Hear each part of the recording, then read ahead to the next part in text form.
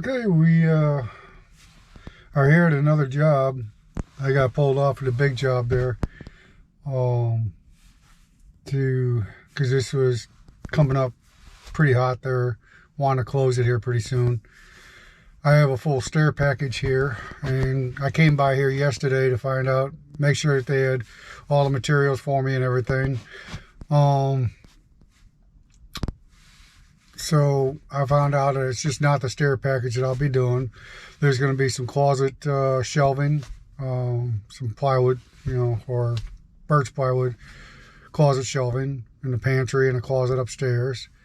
And there's going to be a 4 cubby hole lower and upper mud bench, and some beadboard around the tub area and the master. And probably various of other things. There's some pocket doors that need to be finished and everything else. I don't know if I'm going to get it done in 3 days, but we're going to try.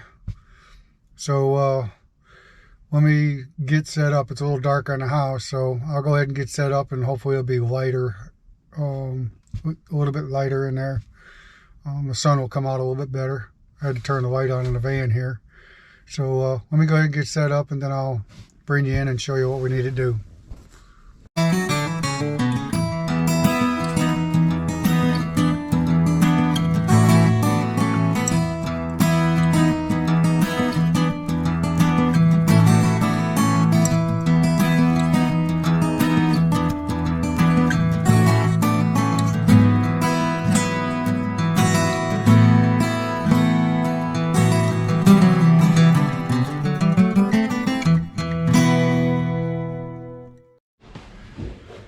Okay, we're back. I'm set up.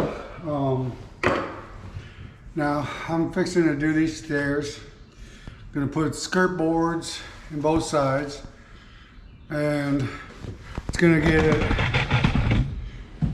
a cap on here with a post and a rail that goes up here, and it's going to jog over. Then it's going to continue all the way up the wall there and return back into the wall at the top of the stairs.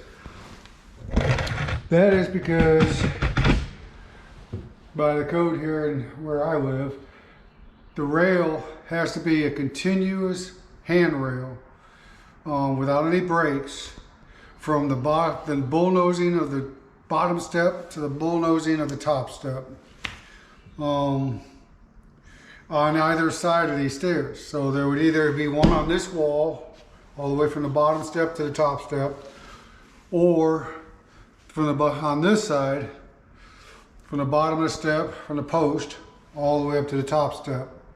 Now that it has a jog, it doesn't matter because it won't have any break. I'll have like a little turn right there that goes around the wall. And then you'll have all the balusters come down. They prefer this look. That way there's not a rail on this side, plus a whole rail on this side as well. This just looks better, So anyways, this house has this baseboard for a profile. If you can see, it has this profile on it. It's 5 1/4 from top to bottom. And usually when I have this profile baseboard, what I like to do is I like to cut off this base cap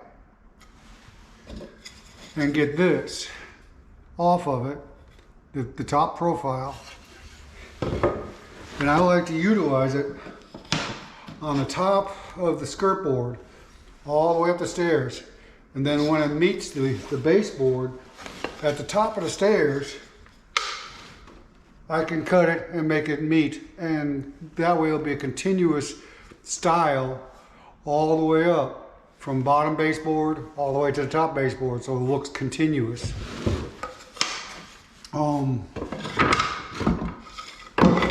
It's a little bit more work, and yes, they do sell this profile here individually, so I don't have to rip it off of the baseboard. But I like using this because the stuff they sell is thicker than this, and to try and make it match with the baseboard, in order to, you know, because this is the same exact as the baseboard, so I'm just using the same stuff. It makes it a lot easier to match, and I don't have to sand it out, and it's a mess, you know. So I prefer just to rip it off the baseboard, and when I do, I have this left over. And usually on these houses, I can utilize this here as my door stop for these pocket doors, because these pocket doors are a wider wall and a standard door stop won't fit in here. So what I do is I just utilize this stuff, the baseboard, as my door stop. I just rip it to the size that I need. So I'm not creating any waste because I'm using everything I've got. And I have a couple more pocket doors that I have to finish, so I'll be able to utilize what I used, you know, ripped today. And that pretty much covers this. This is also going to get white pine risers.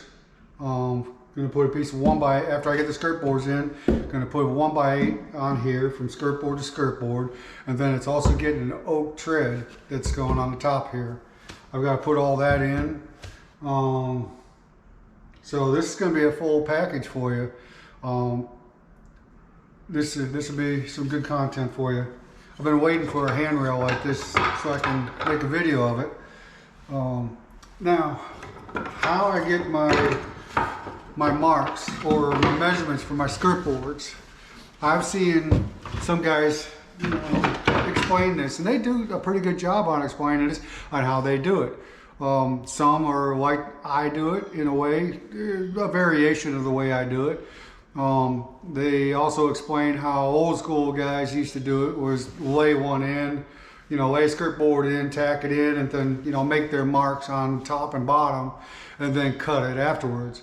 I always like to draw mine, make mine right on the wall, and that way I know my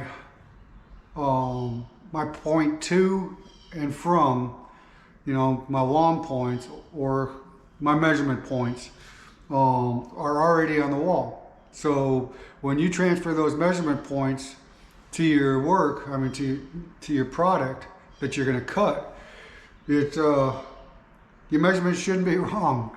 It should just transfer from there to there. Once you cut it, you put it back in, it should fit right the way it is, as long as you make sure your measurements are, you know, proper and all your angles.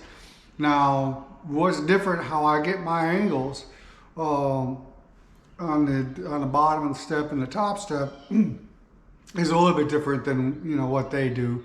There's a couple different variations. I will probably try and explain a couple of them. I'll show you a few different, you know, things. So yeah, let's get started here. And I'll need this one because I'll need this for marking. Won't need this one. I'll probably use this one for marking. And what I did here was I took a piece of this and I notched out right here for my top measurement of my cut, so that when I go to put this piece on, I'll know that that is a correct spot, where a correct height that will meet with the baseboard. And how I got that was, you can see, is when I cut this right here, I cut it high because I allowed for the thickness of the blade here. And that way, if you can see here, that this one sits higher than this one because I allowed for the thickness of the blade. That way my mark on the wall will be, you know, proper when I go to make my cut on my skirt board. That way this will be at the proper height, so when I put this in to meet, when I go to put this in on the skirt board to meet the baseboard, you'll be at the proper height. That's important because that way, otherwise you'll have to raise your base or lower your base, you know, or if you already have your base in place, you'll have to take it off and raise it and then put it back in order to meet your base cap that you're putting on your skirt board. It just saves you a little bit of, just by allowing for the thickness of the blade, saves you a lot of work. All right, now how I get this, let me lower this down.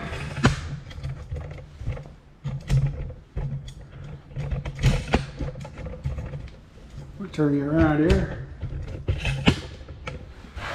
Okay, let's go ahead and get this right here. Okay, now there's some people that use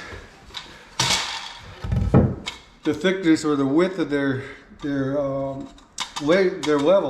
and they just weigh their level down here. But I don't like using it because sometimes it'll drop down inside here or whatever. You got to angle it in order to, you know, touch the top of each rough tread. And they draw their mark, which is good and fine. If they're used to doing it that way, that's fine. There's nothing wrong with it.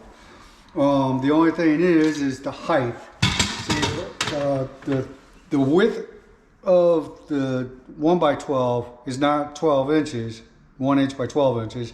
It's more like 11/16 by 11 1/4. So if I draw this pencil mark right there, and the width of that 1x12 is 11 1/4. Now we have 11.5 inches here. That only gives about a 1/4 inch play. If there's any junk or garbage in there, plus I'm going to be raising this an inch for the tread, oak tread. So that doesn't leave much of a reveal in between the skirt board and the nosing of the oak tread. So what I like to use is a piece of 2x4. Now I usually use about a 3-foot piece. Now I get as straight of one as I possibly can without any edges that are all boogered up. And that gives me 3.5 inches. If you can see, when I draw my pencil mark, it gives me an extra inch. That gives me the inch I need for the oak tread, if that makes any sense. That gives me more reveal on my skirt board. So now I make this mark down on the bottom of the stairs, and I make this mark at the top of the stairs, and then I'll show you how I get my marks for my base cap to meet, so my skirt boards can meet my my baseboard on the bottom and the top. Let me get this straightened out. I'll go ahead and mark this out, and then I'll explain it. I'll bring you back in. Okay, so I was getting ready to mark these skirt boards out at the top of the stairs, and I noticed something. I forgot that this house has 2 different styles baseboard. There's the big profile downstairs, and then we have the 3 1/4 OG style upstairs. So that creates a problem right here where I meet into my skirt board coming up the stairs, because I can't utilize this stuff in order to come up my stairs to meet with this here. It just won't work. I can't match this into that. It just doesn't work out proper because it's two different styles. So in this case, I guess what I'm gonna have to do is I'm just gonna have to route a profile on top of the skirt boards, or I could just leave them square. I don't know. I'm gonna have to figure that out. I was hoping I was gonna be able to, you know, base cap this out for you, so I could show this technique for you. But that's gonna have to be at another job, I guess. There's always something going on. So anyways, let me mark this out, and I mean, I can still mark it out the same way. It's the only, and the skirt boards still get cut the same. The only thing I'll do is I'll have to route the top of it. or I'll have to call the supervisor and see if he wants me to even route it. If he just wants to, you know, this square style, I may have to match what's on the windowsills.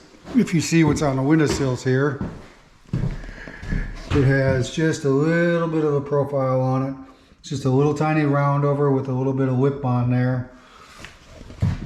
And I'll have to do that for the caps, match that route for the caps on the knee walls here. This gets a 1x8 cap with dog ears on the ends, and it gets wrapped around here 1.5 inches, and then it gets the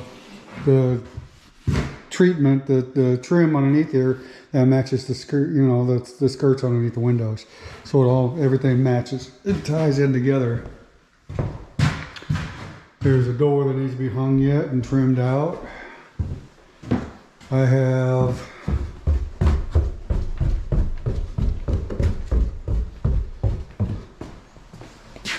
a mud bench that's going to be going in here.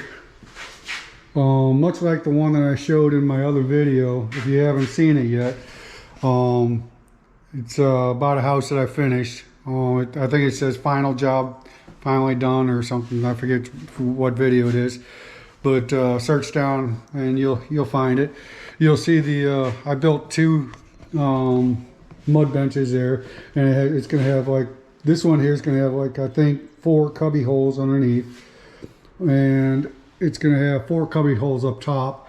I'm gonna try and talk them into the treatment against the wall. Now, the ones that in the other video have shiplap behind there, well, this one here, I'm going to talk into beadboard to see. I'll see if the super will okay it, because we're going to be putting beadboard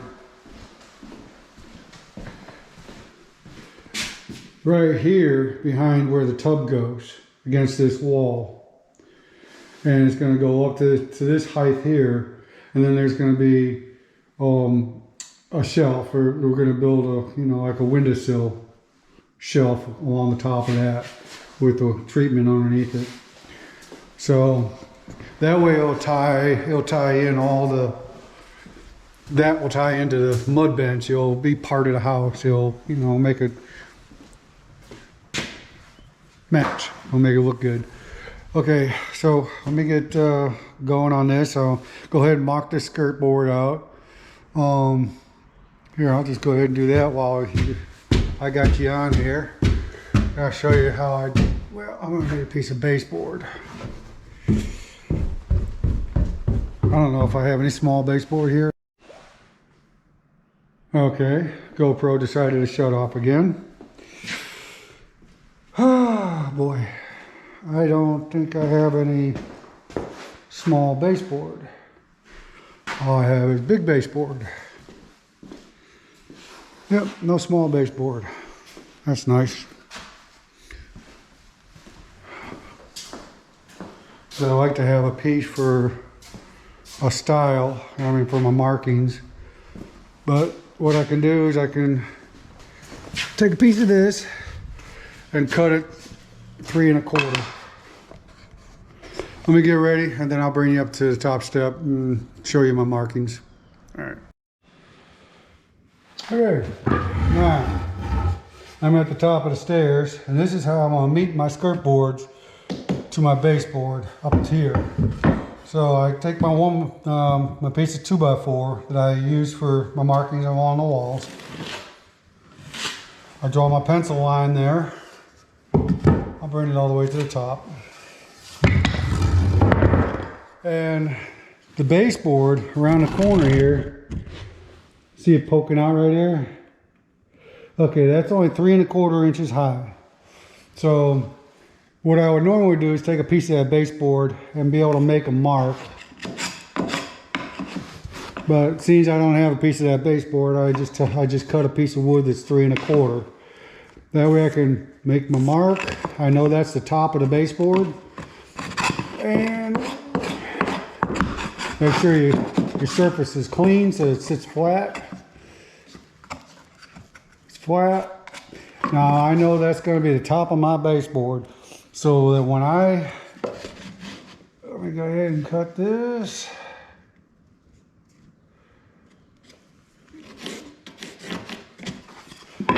So when I cut this, my baseboard is going to come in and it's going to butt right into the backside of that skirt board right there. And the top of it's going to be meet to the top of the skirt board. And that way, if I do route a profile on here, it will relatively match up or meet with the route that's on the baseboard. And it's a pretty smooth transition. Your eye really doesn't catch it. So just as long as this is the same height as your baseboard, then your eye doesn't catch the difference. It's pretty smooth little transition. So that's my mark. I'll put a nail here, usually a drywall nail. I usually put a drywall nail on there so that this little hole in your tape measure, you'll hook right onto that nail from that point. And I will pull from point to point and get my measurement.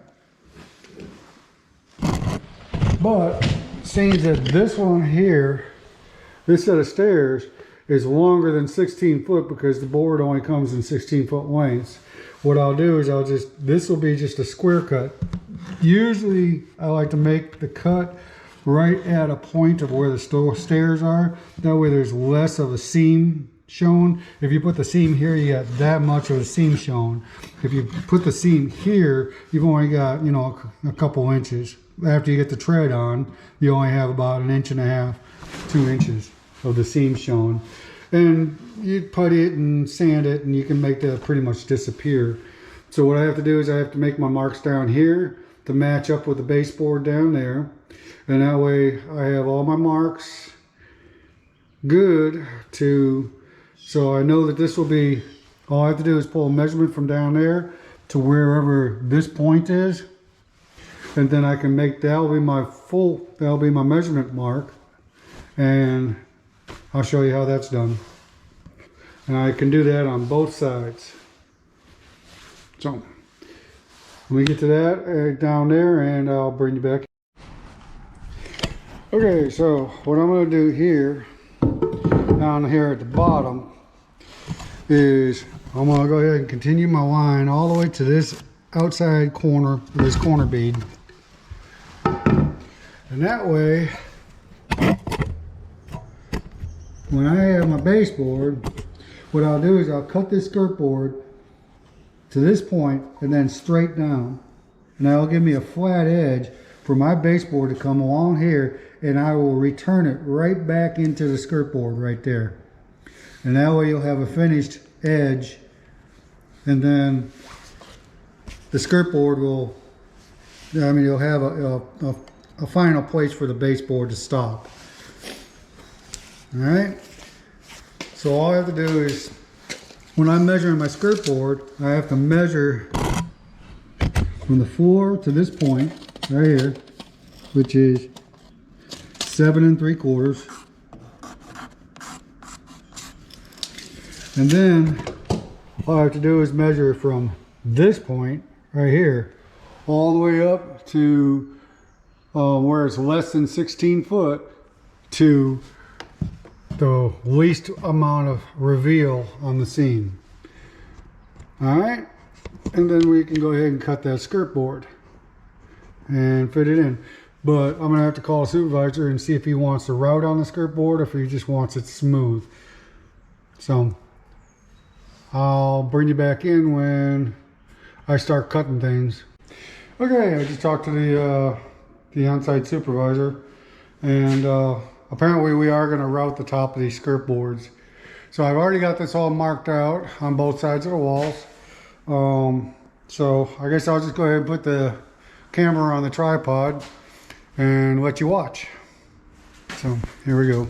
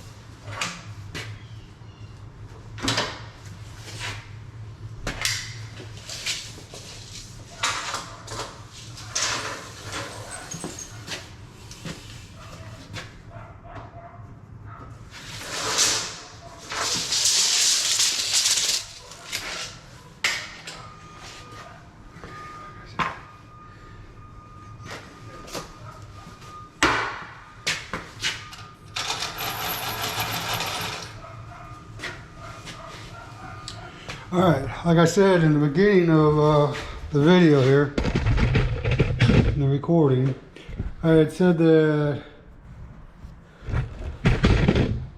I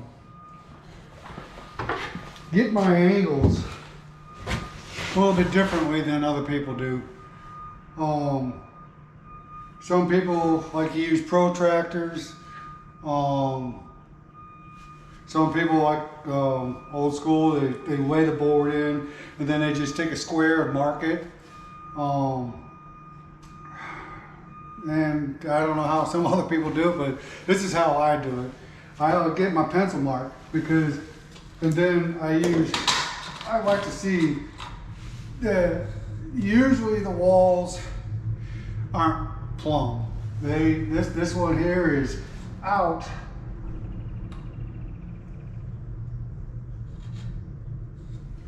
just that much, almost a half inch. It's out almost a half inch just in 4 feet. So if you use a protractor, let's just say this would be a 37-degree cut. You cut it at 37 degrees. When you go to put this in here and you follow your line, I usually put a chalk line on here, which I will be doing. But when you go to put this in place, this degree down here will not be 37 degrees because the wall is not plumb. The corner of the wall is not plumb. So, in order to get mine as accurate as I possibly can, what I use is this. It's a little angle finder. What it does is, it's got a little wing nut here, and you can adjust this to whatever angle you have. And what I do is get it somewhat close to what it is. I put it on here, and then I put it on my pencil mark. Let me get down here where I can see it a little bit better.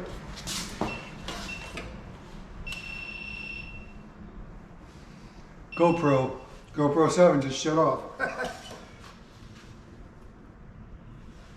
Gotta love GoPro. Changing these cameras. Gosh, I hate them. But anyways, okay, so that's my mark. That's my angle for down there. I'll show you, and then I just take that. Here's my pencil mark for where I need that to be. I just transfer that mark right there. And then what I do is take my next measurement,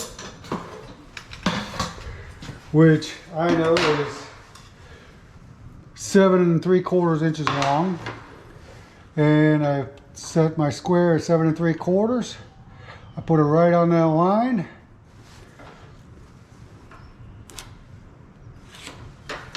And boom, there's my mark. It's that simple. Now all I have to do is cut that, route this edge. Now I know that this baseboard down here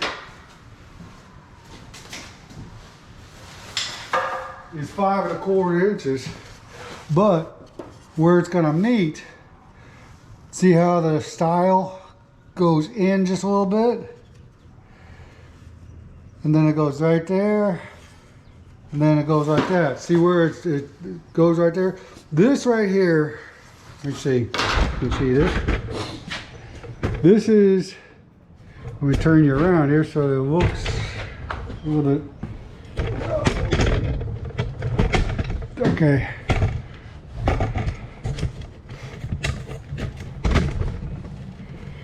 Okay, so the baseboard's gonna be going into this like that. And that profile dips in right there. That's where I'm gonna route this to. I'm gonna route all the way to this point. And then this will be the flat point of here. That way this, I could get this edge right here, this edge right here, flush to the outside edge of the skirt board. So that when it gets puttied, it's nice and flush there. And then this will transition into this route here. It will disappear. You'll see once I get it. I'll show you that profile when I'm done. After I'm done routing it and everything, it'll pretty close to tie in to where everything works out just fine. Let's get you some bag up here. We turn the GoPro upstairs back on, and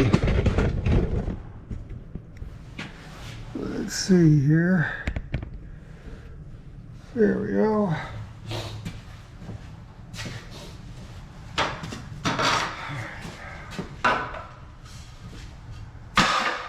It'll all make sense once I put it all together. You'll put all this definition and it'll all start clicking together for you once I'm done here. Let me go get my saw.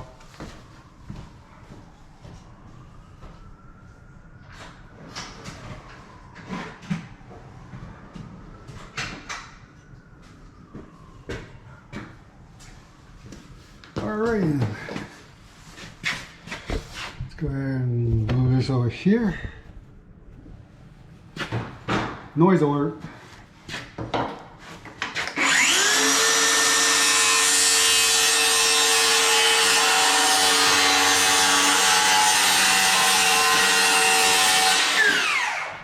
Yeah, that's the bottom of the skirt board.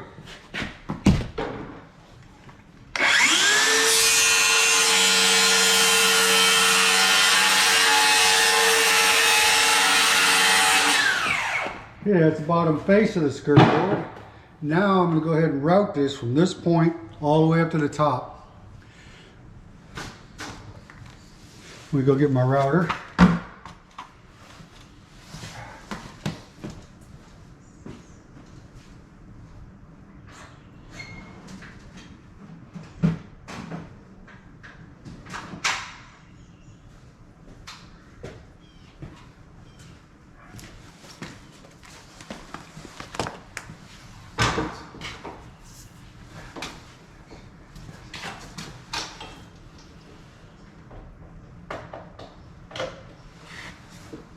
Noise alert.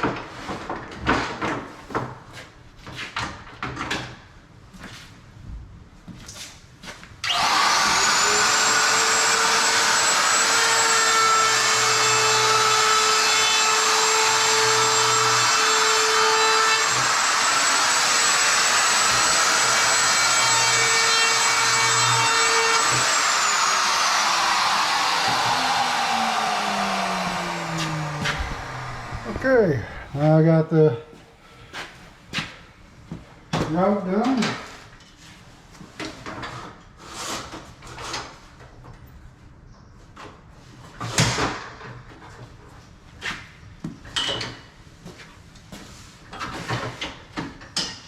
Go ahead and put it in place and see if my cut looks good. Oh yeah, I forgot to turn on the GoPro upstairs. Hold on.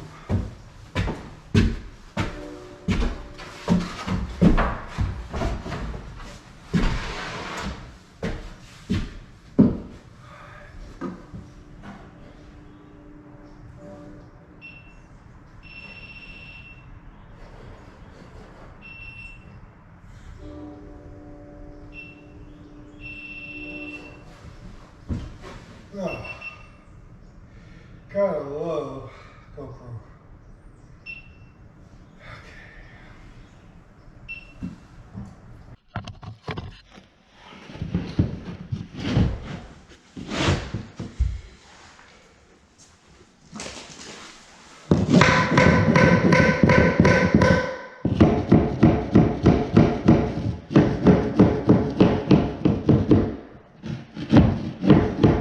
Finger.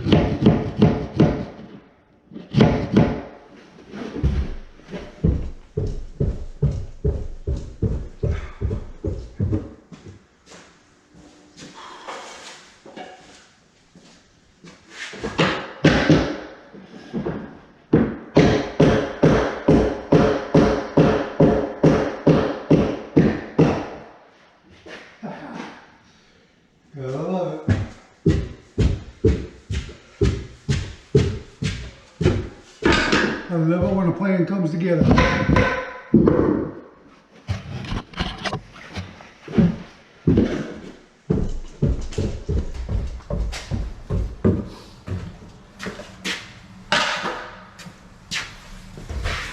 Okay, you can see there, see how nice and square that is to the wall? That's why I use those angle finders. That's why I use this guy right here. That way it'll always be true to whatever your wall is. You know, that way you don't have to rely on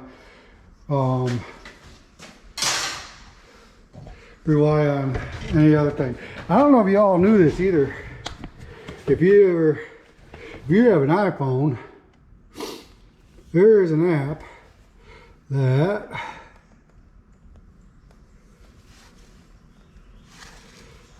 has a level on it, and it will tell you exactly what degree it is.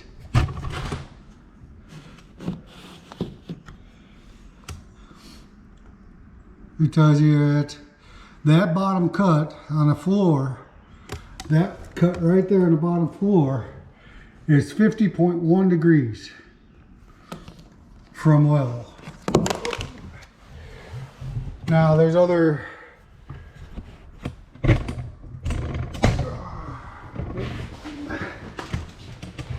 there are other settings on this that are pretty cool. But yeah, you don't have to have a torpedo level.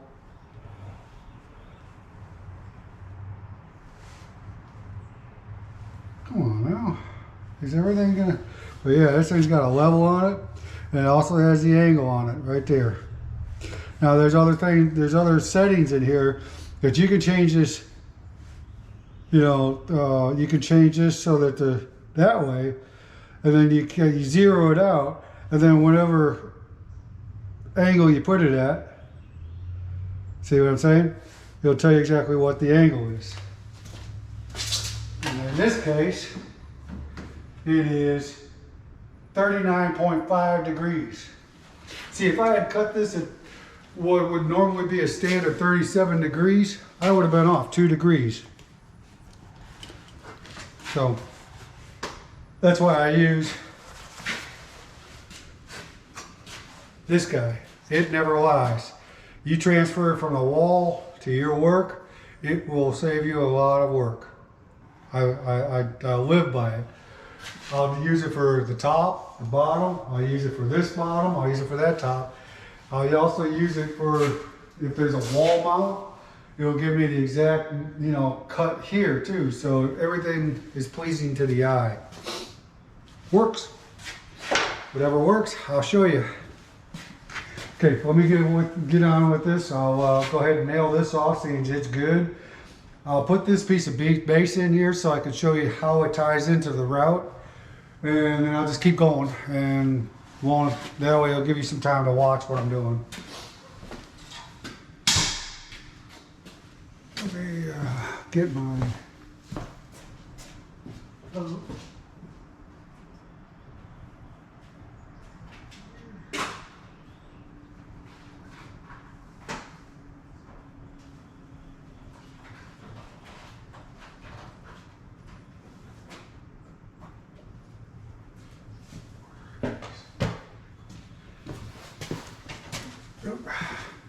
I gotta tell the supervisor, and he needs to order me a case of liquid nails so I can glue these treads down.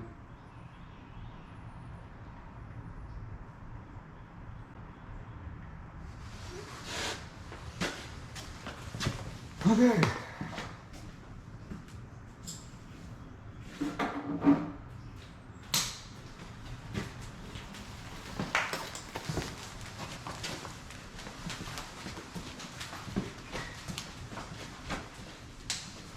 As you notice how I roll this out too, I roll it out.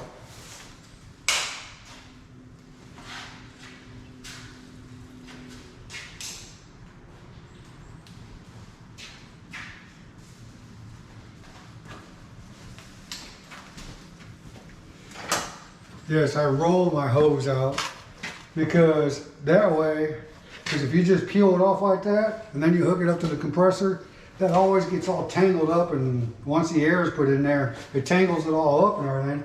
Then you gotta stretch it all the way out and get all the tangles out. If you just roll the hose out, it has no tension in it. It just lays there. When you put the air in it, it may have one twist, but it won't have 50 of them down the hose. Let me go ahead and plug this in, I'll show you.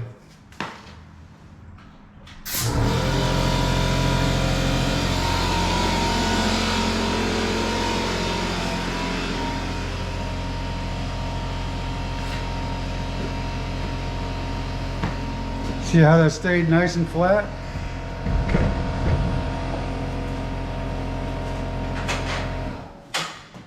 Works every time. I hope it saves you some aggravation down the road. You always wondered why whenever you rolled it out and you hooked it up and it all got tangled up and twisted up. That's why, because you didn't roll it out, you just laid it out.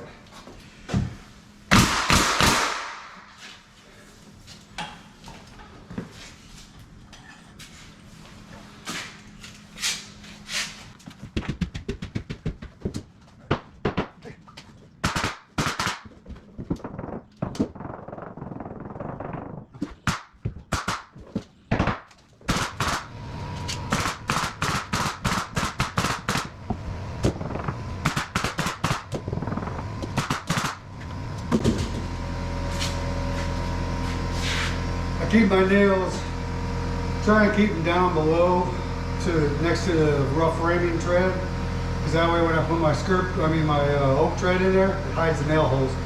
It helps the painters out a little bit.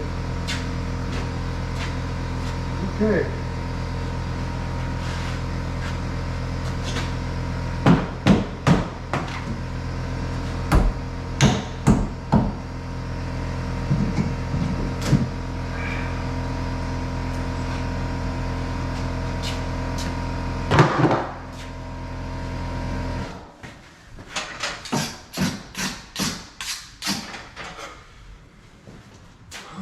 Okay, I'm going to get my measurement on this here.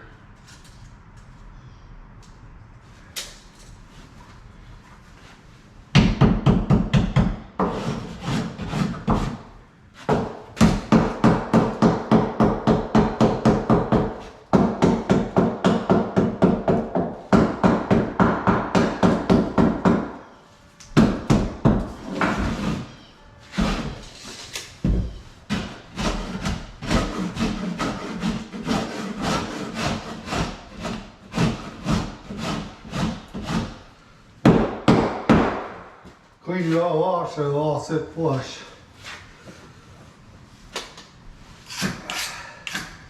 Sit where it's supposed to sit. So there's no wave in that cap when I put it on. Okay, I go 8 3/8. I know that measurement there will be 8 3/8.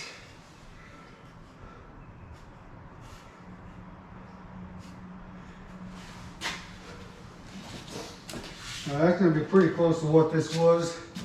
So I know that this mark here, 184, will get me close to that seam mark. So I'll just go ahead and make that 184 long by 8 3/8 for my, and it'll be just a reverse, like a mirror image of what I just did for this side.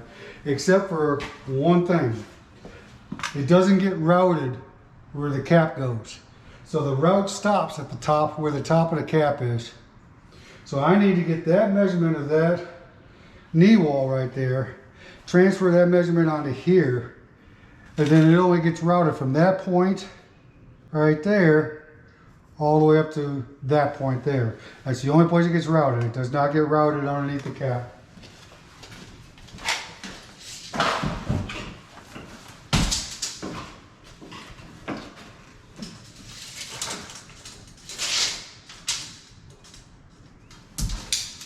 Okay, I've got 81 inches of it. Does not get routed. Okay. You get another skirt board.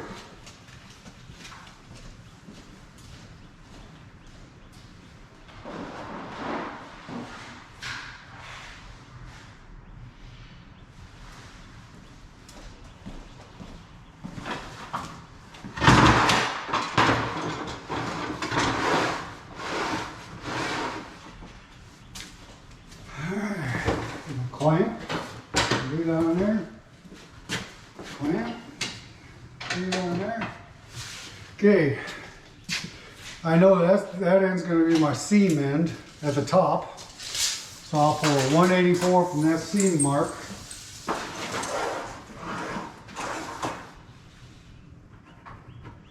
That's the length of my board. Now, how I get this angle down here. This is different, because I don't have a wall to hold my angle finder. So what I do here is I use my level as my wall. Let's see if I got you here. Okay,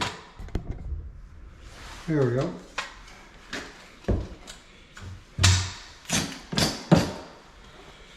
Okay, so if I use, this is my level, use my level, and I plumb this up where it needs to be, so where my bubble is well, you know, within the lines.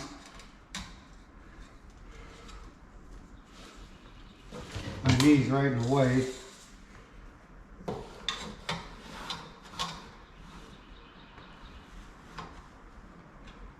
Okay.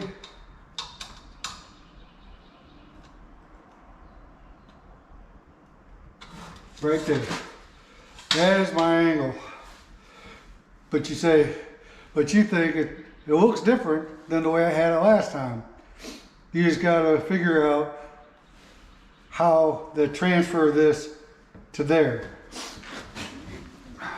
I'll show you that. This here is my 184 mark. Get you over here. Okay. And I know that this is my plumb mark, my level plumb mark up and down. And I know that this is my rake. The bottom part here is my rake. I can't very well go like this because that will give me a wrong. I can go like this, and this is my rake, so I put it on my rake side, and that is my plumb mark.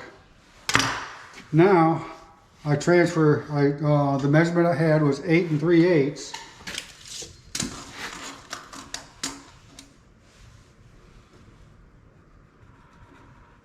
From this mark down, because this is the floor here.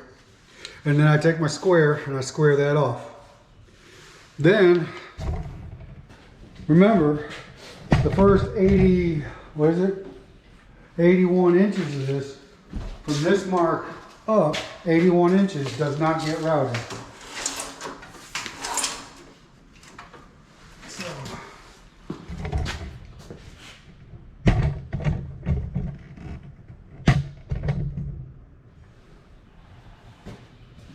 put this on my mark here. 81 inches. That will tell me that I need to stop my router coming from this direction. I need to stop my router right there at that mark. So I will be routing from here up to there. That's the only place it gets routed. Let's go ahead and get you over here in the corner so you can carry on watching. Big squares. Yep.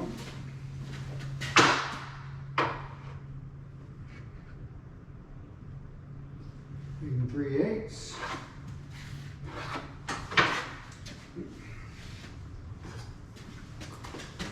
I know this is a lot to process, but if you're watching enough time, I think I'm being explanative, or I explain it enough to where you watch this video over and over, it'll start clicking to you, especially after I have it in place. You'll understand how and why I'm doing what I'm doing. So let me cut this end here.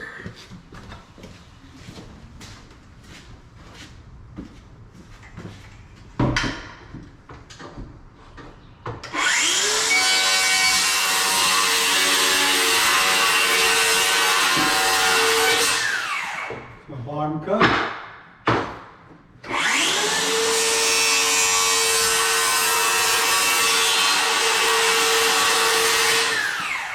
My face cut. Now that's ready to go. All I have to do is route from here to there, and this will be ready to put in.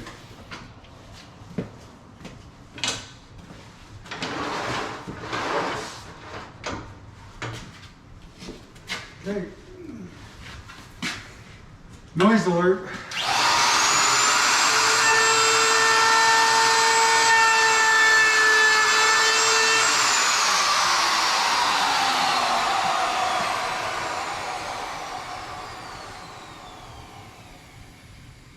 You should never route from the right side to the left, because the router is going and rotating that way, and if it catches enough meat or catches like a knot or something, it will force the router to go this way. So you should always route from left to right. But I did that there so I can line up my mark, and I know that once I hit my routed area there, to stop. There's too many times I just kept on going, and I'm like, oh duh, you know, I should have stopped. But now by doing that, that'll tell me that I have to stop.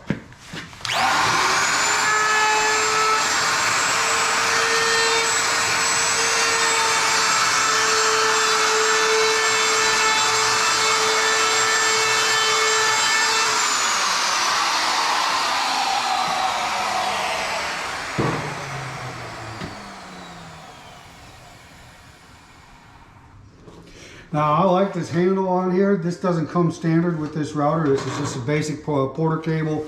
What is it? The Type 9. I think it's what? Yeah, it's a 6902 motor. Yeah, this has got the 37,500 RPMs. This is a pretty good router. Not affiliated with them. They're not sponsoring me or anything. So, but this handle you buy separately. I get this. I got this off of Amazon. It gives me so much more control in holding this big heavy router. So, and it plugs right in, and that way I don't have to fumble around looking for the switch to shut it off, turn it on and shut it off. It's all operated by trigger.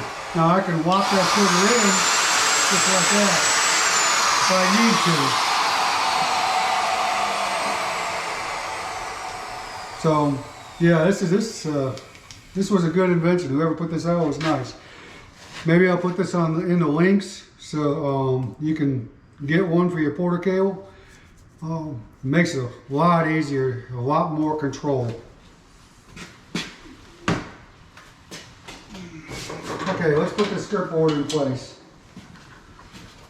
Okay, I have to take this outside and flip it around, turn it around in order to get it up these stairs. We put you in the right frame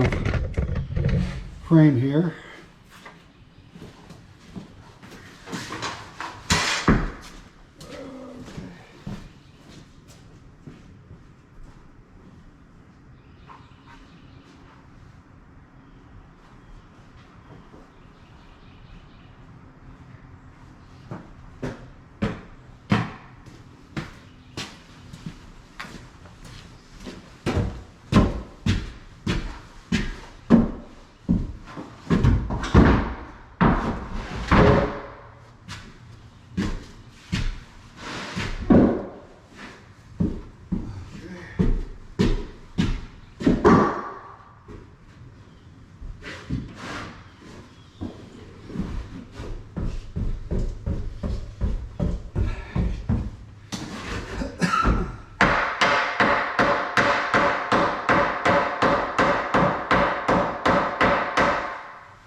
Okay. I'm going to go ahead and tack this in up here.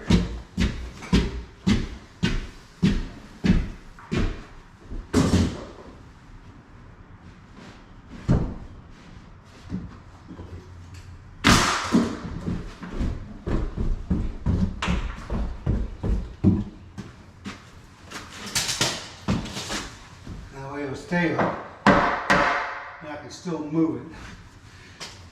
Okay.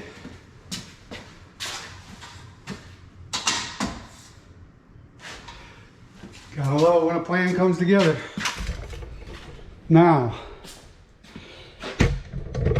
by using the level for my angle finder, see if I can get you down there. See if I can get you closer.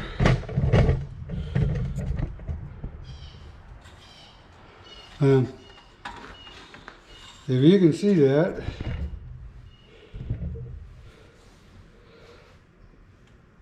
that bubble's dead on. What that will allow is that makes my cap that goes over the end there. That makes my cap plumb, which will make my post plumb, because the post goes on the face of that. So everything you do from one step to the next, so long as you do it proper and you do it, or the way it's supposed to be done, then the next thing will be easier for you to do. And then the next thing will be easier for you to do. And it just rolls into, keeps going, good for you. All right. Now I can go ahead and nail all this off. Now that I know that this is good on the height all the way up, and I'm plumb, so.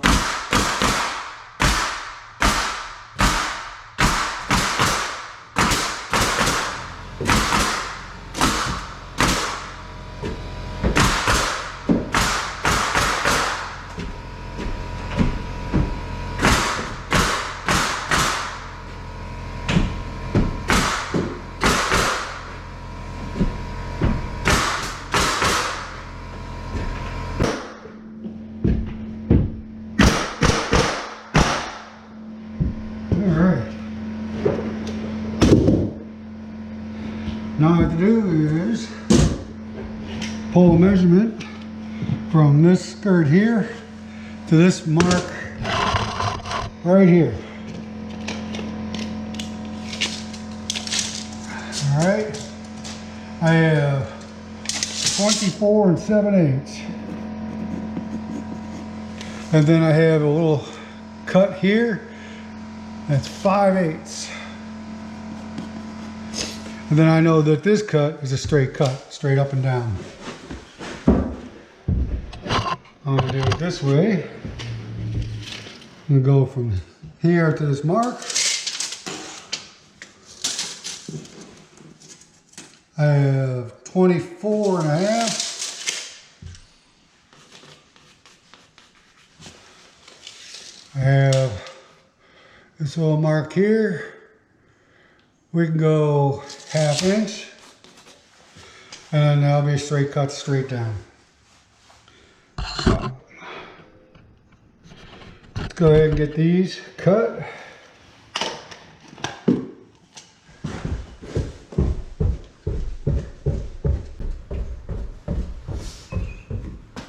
Now I'm going to I'm going to take one of these skirt boards, I'm going to cut it in half so that I don't need the whole skirt board. All I need is like 2 foot up there for each piece. So.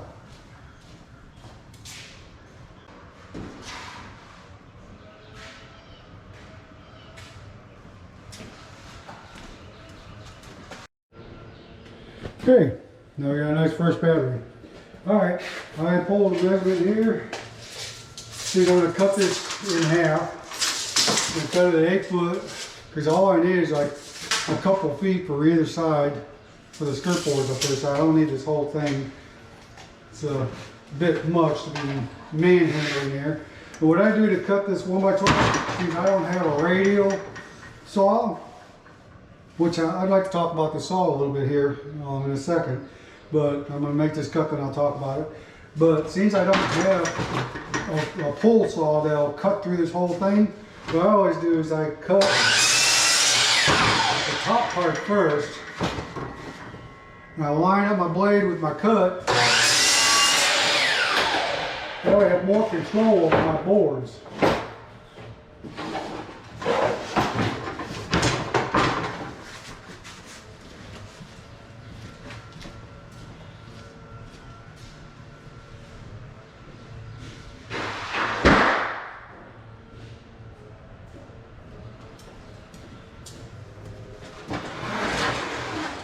Now, okay, I'm going to talk about this saw. This saw, I just got this one because my other one, it was about 12 years old. The arbor in it was gone, the bushings, the brushes, everything was shot on it. And then the trigger, I've already replaced the trigger on the other one like 2 times, and the trigger was going on it again, so just decided it was time to get rid of it. So I got this one. My other one had a double compound, which means this turns this way, and it also turns, if you turn this little latch back here, it turns this way too. It's a double compound. And they sell these as double compounds or just a single compound, 12-inch size, or 10-inch size, only a single compound. Now, the old one that I had, I thought GoPro was shutting off again. But anyways, the old one I had, the chassis here was big and cumbersome. It was about the same size as the one that you have a radial saw, the arm saw, and it was heavy. It was about as heavy as one of those arm saws. This one here has the chassis or the body of a 10-inch saw, which is a lot lighter and a lot smaller, but it has the table and the arm and the motor and the blade of a 12-inch saw. Thanks, guys. I mean, you guys must have been listening to some of those old guys that are having to tote these things back and forth. It cut easily 5 pounds, maybe even 8 pounds off of this saw from the old version. Love it, love it. It makes it so much easier to handle, pick up, move, and it doesn't take anything away from your cutting surface either, because your table is still the same size. It's just that everything below it has less aluminum and less weight. Even though aluminum is lightweight, that one there was just pretty, the last one I had was pretty darn heavy. It was just too bulky. So, thanks to Walt if you're watching. Appreciate it. But anyways, let's get back to what I was doing. Now, and by the way, I wasn't paid for that. I'm not a big enough channel yet to be sponsoring any kind of tools or or anything like that. I don't have enough subscribers. So if you're watching this and you're not a subscriber, so please subscribe. That'd help me out a great deal. Nice little plug there, right? But anyways, let me get my measurements for my top pieces and write them down. Now I know the basic shapes of them. It's going to be a square cut on the bottom with a little nip on the top with my angle cut down. Same with this one. Angle, straight. So all I need is those measurements, and I can transfer everything. Get my angle finder up there, and I'll show you on the other camera. You'll watch. You'll see.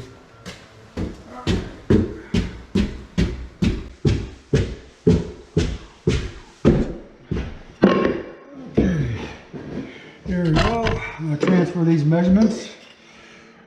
This one here is 24 7/8, and the nip is 5/8. This one over here is 24 1/2, and the nip is 1/2 inch. Okay, now to get my angle finder mark, I just put it on here. See, as I know this is 3 1/4, I can use this. Or I could use a piece of baseboard. A piece of baseboard would be good too. That way you can just lay it on there. Now I know I'm flat to the floor. And then I just put this other part right on my line.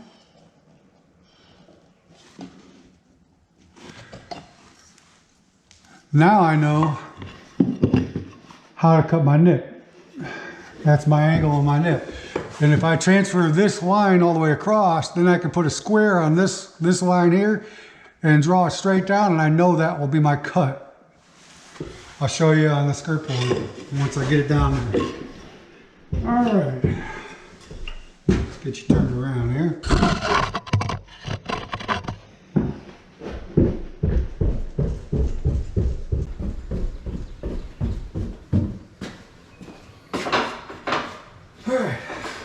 Now, I'm going to go ahead and make these top marks on both ends here. That way I can run my square right off of that. I know this will be the top of that side, and that was 5/8. See, since I have such a small, come on, there you go. Since I have such a small area right here, it's only 5/8 of an inch to my mark. I can't put my square on that and get a good accurate square mark for this next mark, my cut. So that's why I transferred that line as long as I possibly can, so I could put my square on here. See? And now I know that this is going to be my upright cut. That's going to be my cut. And then all I have to do is just cut this little nip here off, and I can route all the way just to this point right here. Here, all the way down. Now, that's my long point right there. And my mark will be, that's the 5/8, okay? 24 7/8 from that point.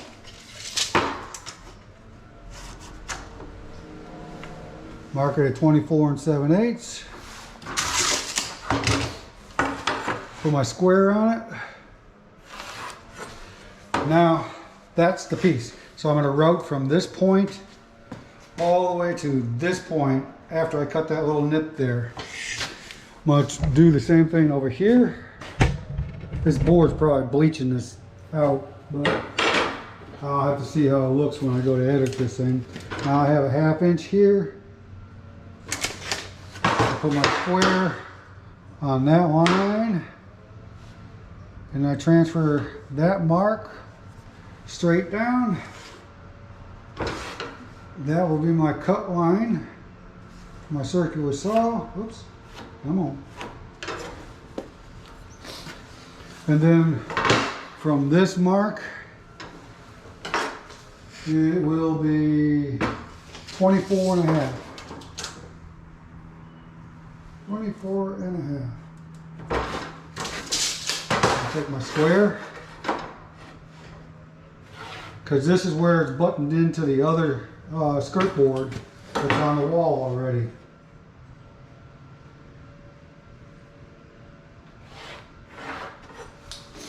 Okay. Sure. Yeah. All right, now I know that I'm just going to route this from this direction all the way to this point right here. Let me go ahead and cut these pieces here, this one and this one, cut that out so I can route that. Do the same thing at this end, cut that end off so I can route that in after I get a drink of water.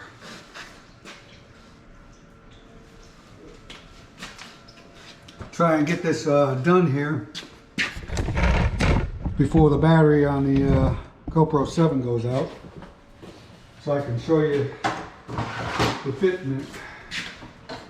So I'll show you how it fits up there.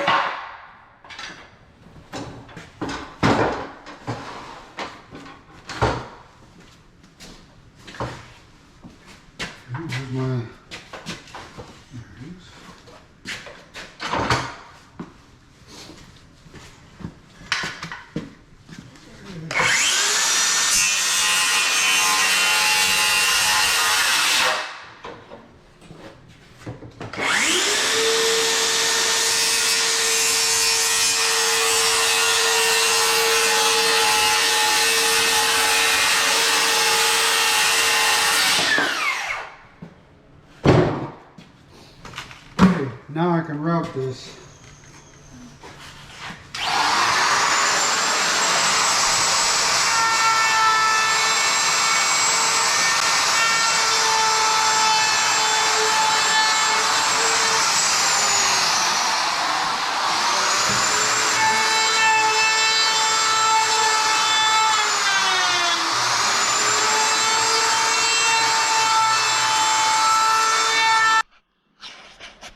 Okay, yes, my instincts were right.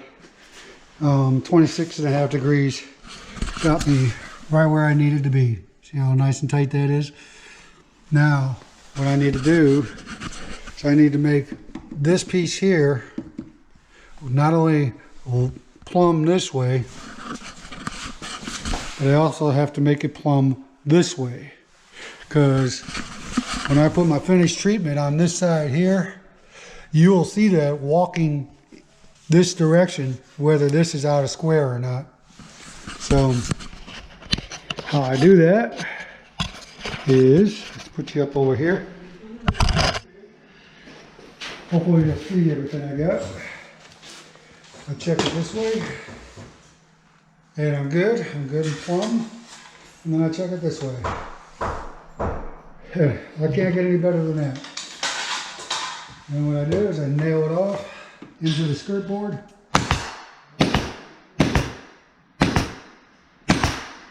And then I nail the joint here together.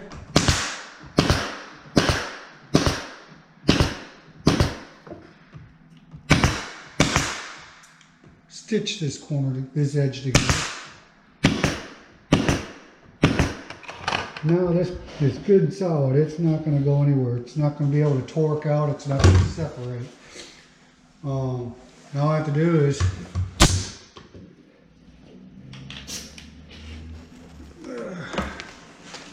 nail this to the wood behind it.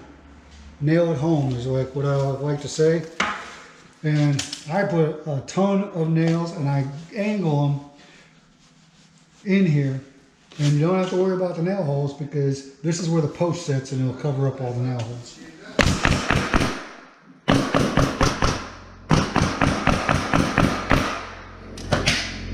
And this is where the newel post sits. Just like that. And that gives it a nice, strong, solid. Now it's attached to the wood behind there. So when I screw this into this, it's going to give it nice and sturdy.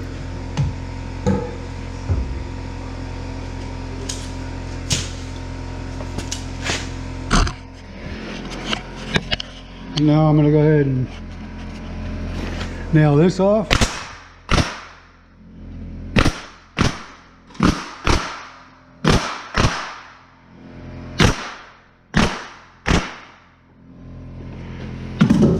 Okay, and I look at it and I see how it planes out.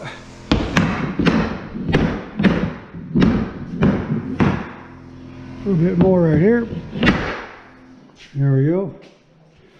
And that way, when I put my casing under here, right there, I'll still check it and see if it's got a little bow to it. And I'll lift it up and I'll nail the casing off. And it'll be good and straight by that time. Okay, so I'll bring you in when I get ready to do these caps upstairs, and then we'll run the casing, and by that time I'll be ready to put the post in, the rails in, and then I could go ahead and put all these risers in too. I usually like to put these risers in first. That way it spreads everything out. It pushes these skirt boards tight to the walls, and that way I cut them all the same, and that way all the treads will be cut the same too. And that way when I put my treads in, it won't spread them and it won't cause a crack in between the riser and the skirt.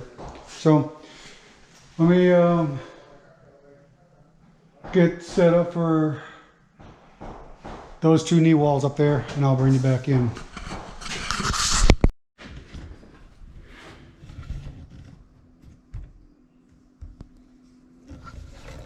All right, well, while you guys were gone, all the big bosses were here and everything. We were going over everything that I needed ordered and everything, and went over these stairs. Everything looks good. Everything's ready to go. I just had to order some materials to finish up. I needed to get a case of glue so I can glue the treads down. But I was doing a few things out of camera, so I'll show you what I did. You guys didn't miss out on too much. I trimmed this out underneath here, put the casing up underneath here, returned it back up into it, put the baseboard on, and if you can see, this is what I was talking about. This is where the route ends, right where this is. So it looks like it just carries all the way up. So I got the baseboard on. Now I'm starting to put the risers on, the pine risers. I got to put those on before I put the treads on. And I can't put the treads on until I get the case of glue here. So probably won't be until after lunch. So I may get the stairway done today, I may not. We will see. So let's turn around this way. They sent the wrong bracket to mount the post to the floor. I had to order that.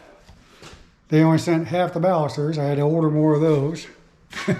So I'm definitely not getting it all the way done, but I'm going to get it done to where I can maybe finish it tomorrow. Material should probably make it here this afternoon, late this afternoon. If not, probably first thing in the morning. But won't be able to get the knee wall caps because those are 1x10. I didn't realize that. I thought I was going to be able to use a 1x8 to cap those out, but no, I had to order more 1x10. So this is part of production. You rely on other people to get the materials for you. And a lot of times, because they don't install it, they don't think of everything that I need.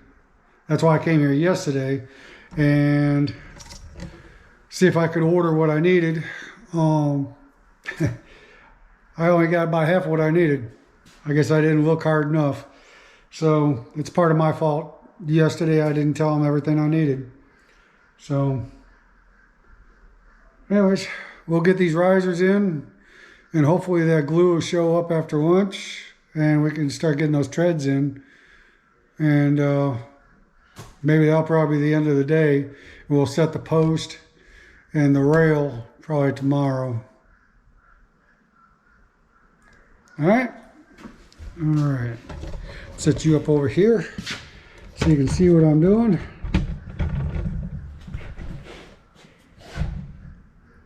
Yeah, I think that covers everything.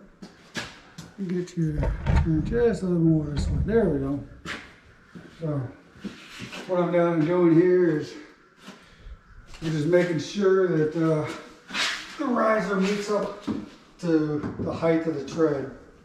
Because we're not putting any treatment underneath, it's just going to be a caulked edge.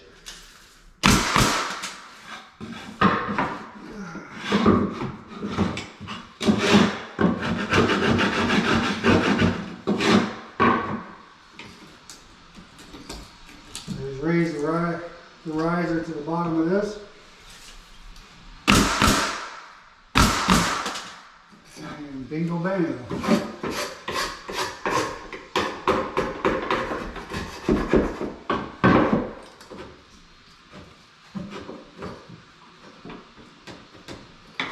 We don't have to worry about the gap up underneath here either, because when the tread butts to this, it'll cover that gap up.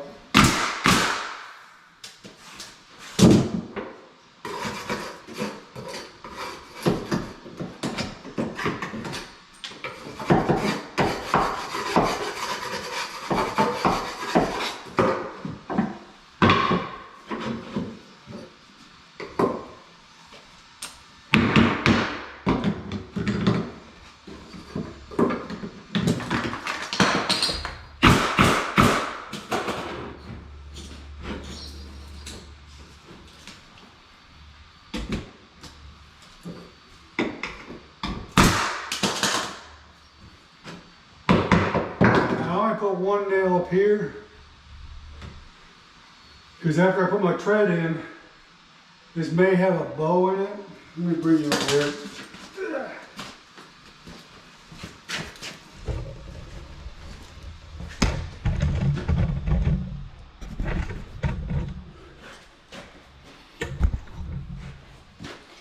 Okay, so yeah, I only put one nail in here in the center because when I put my tread in, I gotta make sure that it's good and tight to the back of the tread. So I only put one nail in here, so when I put my tread in, I can pry this out to my tread if there's a little gap there. And then I toenail it in the back, I toenail it in the center, and I toenail it up top here, and it holds. It holds good. So, it's, you know, only need one nail for right now so it doesn't move while people are walking up and down the stairs.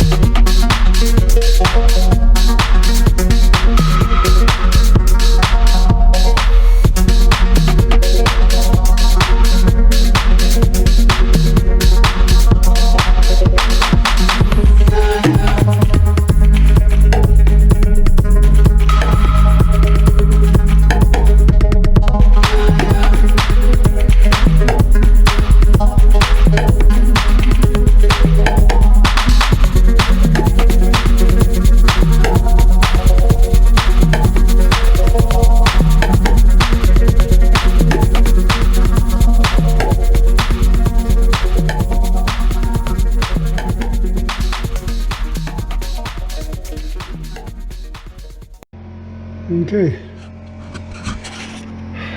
this has a little lip here that I'm going to have to cut off. It's almost 3/8 of an inch there to 1/8 of an inch there. So I'm going to have to cut all that off before I can put this next riser on. Otherwise it's going to sit at an angle. And I can't shim it out because then this tread will be out further than all the rest of them. So I gotta take care of that. I might do that after lunch. It's lunchtime. I'm back from lunch and I had already cut that lip off up at the top step there. But this top step, I'll use this as an example.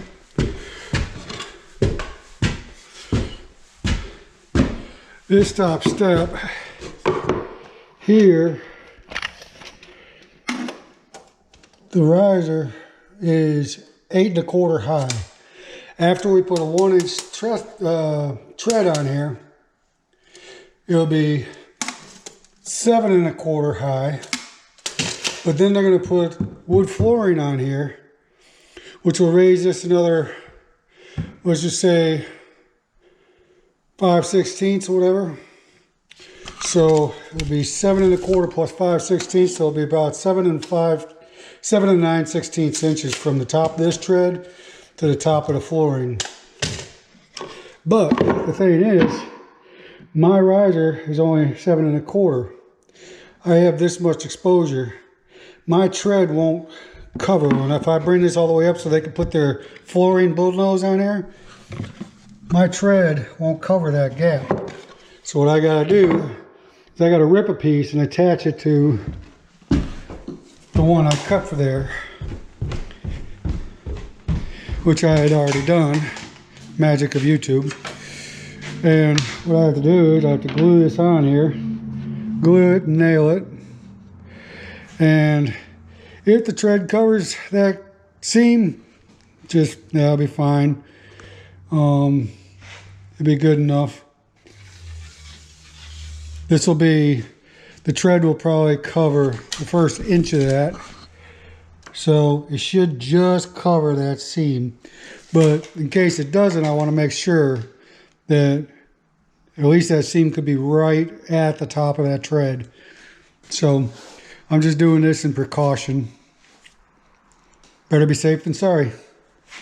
So let me go ahead and glue and nail this together, and then I'll bring you up and we'll install it. And then I'll be ready for treads. But the treads aren't ready for me because, well, I've got some glue. I have a little bit, I've got a big tube of glue in my van. I cut open into it and use a shim to spread the glue out a little bit. I can get a couple of stairs in. But the assistant supervisor was supposed to bring me a case of glue. Let's see if he did. I don't think he did though. Nope, no glue. It doesn't surprise me. So I'm waiting on him to put the treads down. If he doesn't come by the time I put some of these treads down, I'll save the treads and all the oak for tomorrow morning, which will be fine. I can get on something else today, maybe the beadboard in the master bathroom. Maybe I can start ripping some of these shelves, the lumber for the 3/4 plywood for the shelves, or get started on this bench, this mud bench here. We'll get something done today, even if I don't have all the materials. I can always set this post too. We'll see. Yep, let me shut you off and let me get this glued and nailed together. Okay.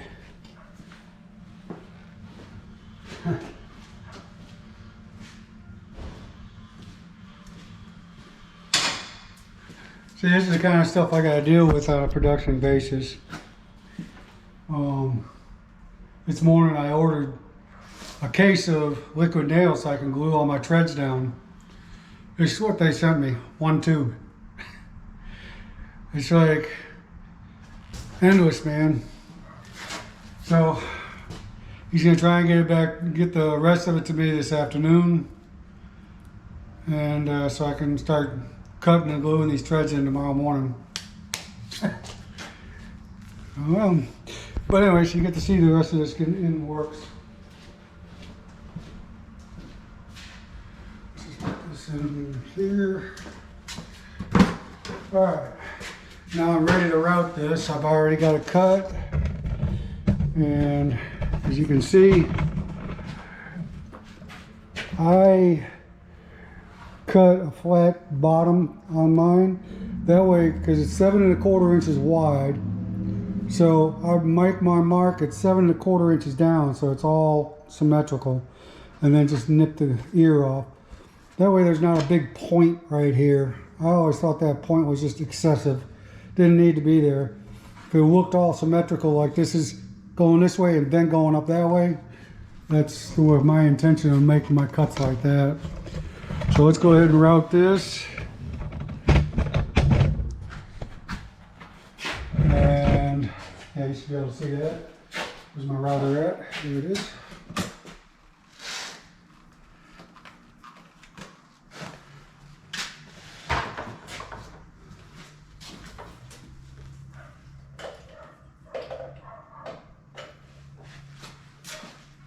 All right.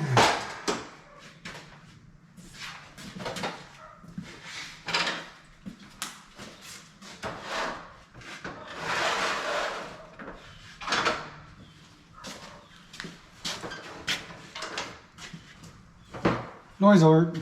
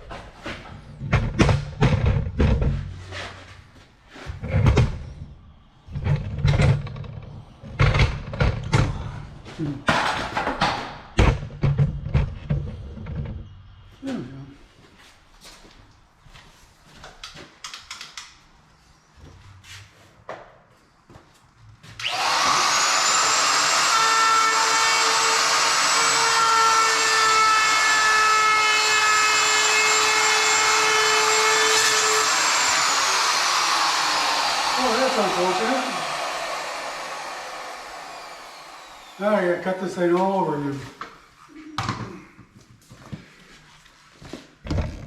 I had to go back to square one because this wood was inferior. I apparently decided to blow out a big chunk right here.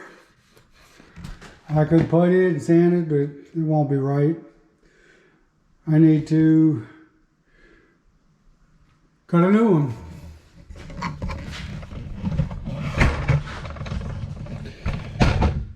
Let's go ahead and get at it. Throw this one in the trash.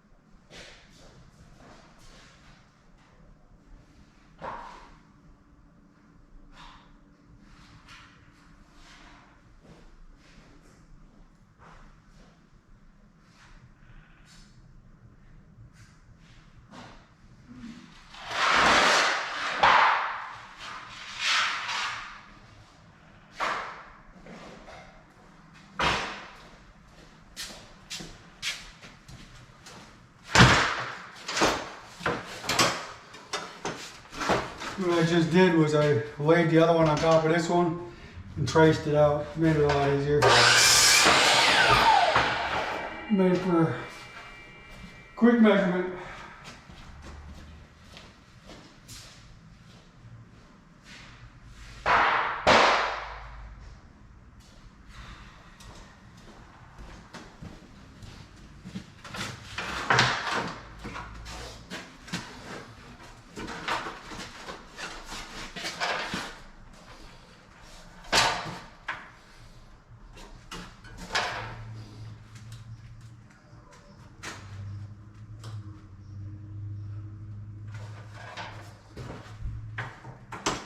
Well, my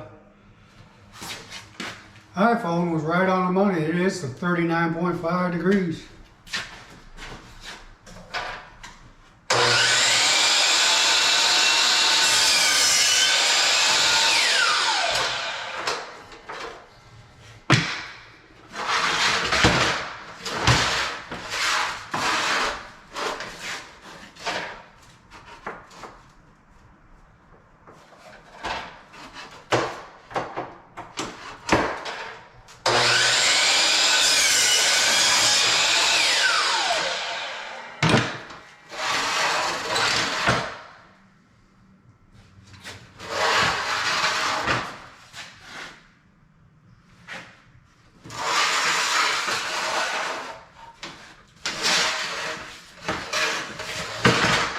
This on top because both the measurements, both the angles are different because that knee wall is not plumb.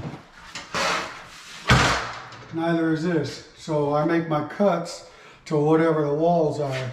So after you put the piece on, that it's the same way the wall is, you know, when you're looking at it, so that your space is the same. So, because if it's out and your walls, you know, looks like it's straight and your cut, you know, it's supposed to be what it's supposed to be, and it's out, doesn't make any difference. People see that, they say, hey, it's out, it needs to be fixed. So I make my cuts to whatever's on the wall.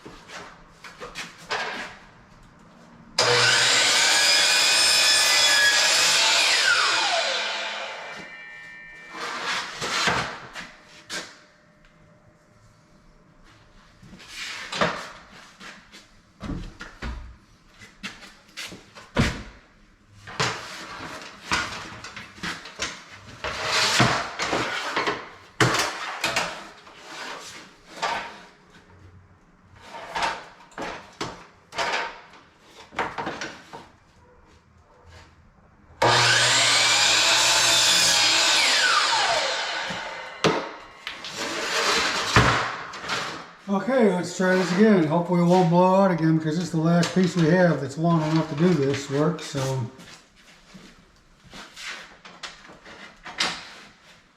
maybe I'll go a little bit slower this time. Noise alert.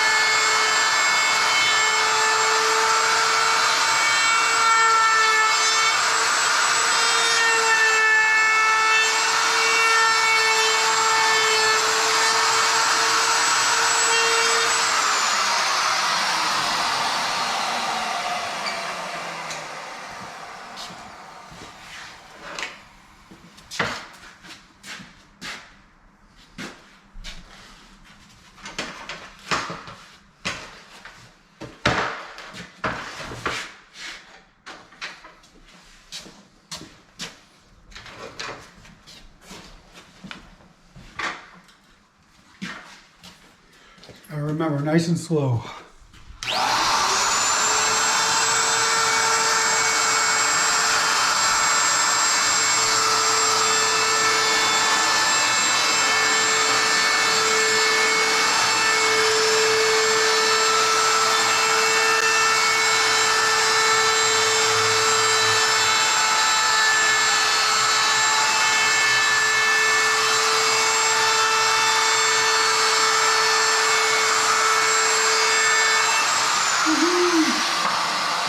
Alright,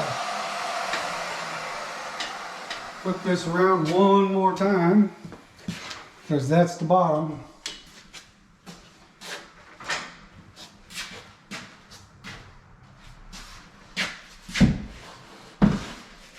Okay, now I can nail it up.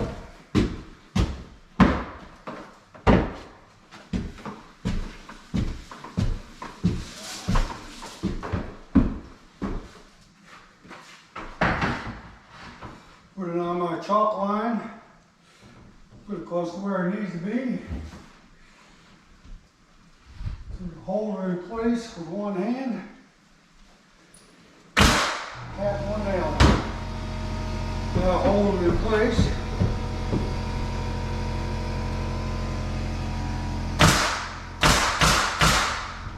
Oh.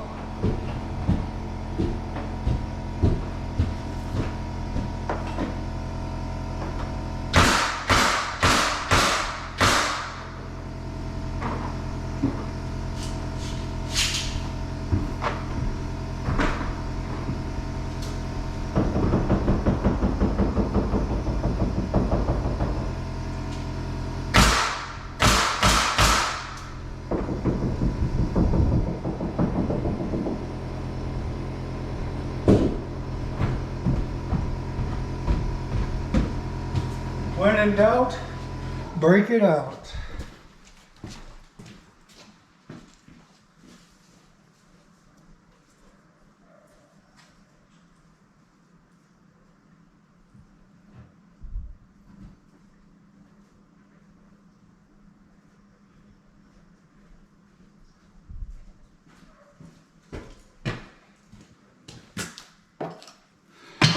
And what I was talking about was my stud finder.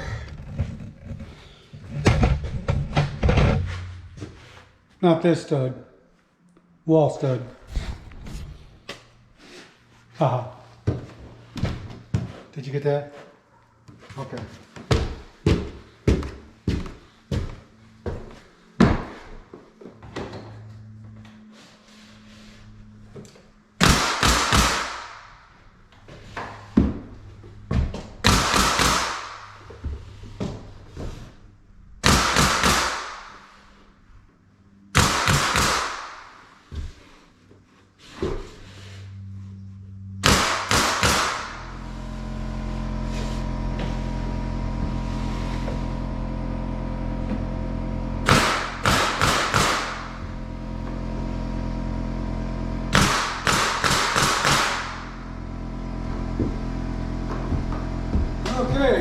never going to come off again without any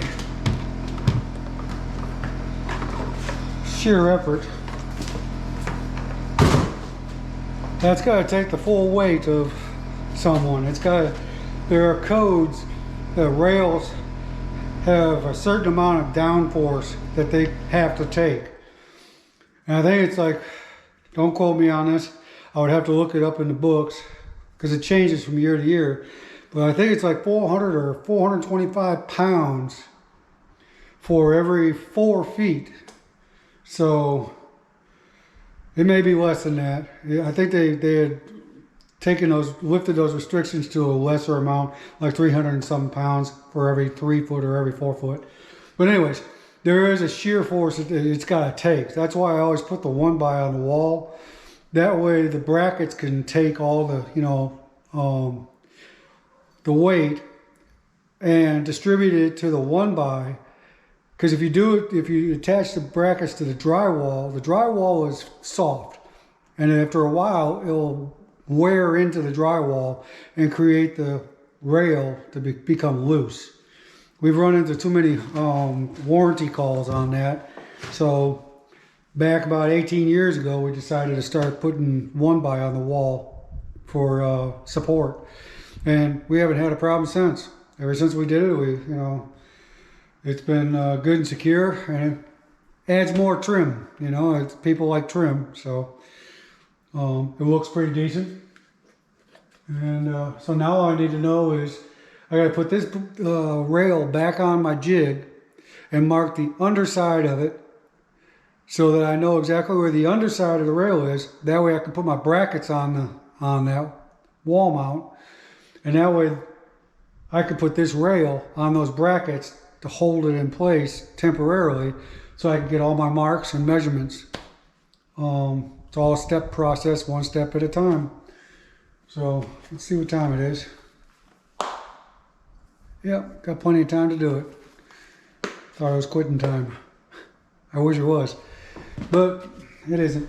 So let's get after it. I'll put this away, put you over here in the corner where you sit comfortably usually, out of my way, and turn you a little bit here so you got the full picture. Here, I'll just put this here. Okay, now let's go ahead and put my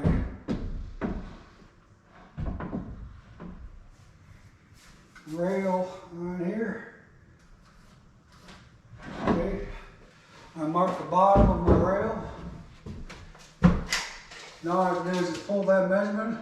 It's 4 3/16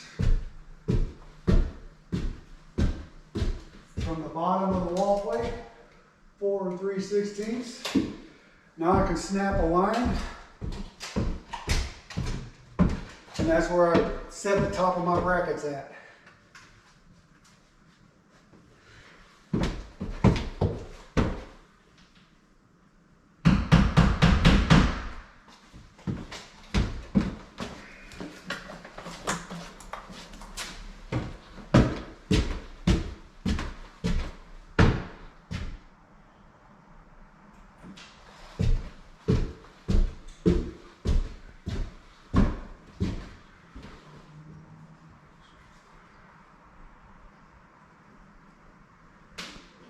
Okay.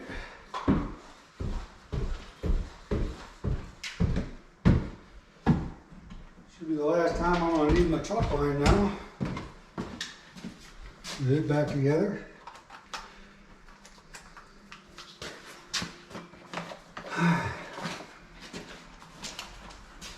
Get my brackets out. Where they at? Here we are. And I'm going to need my drill.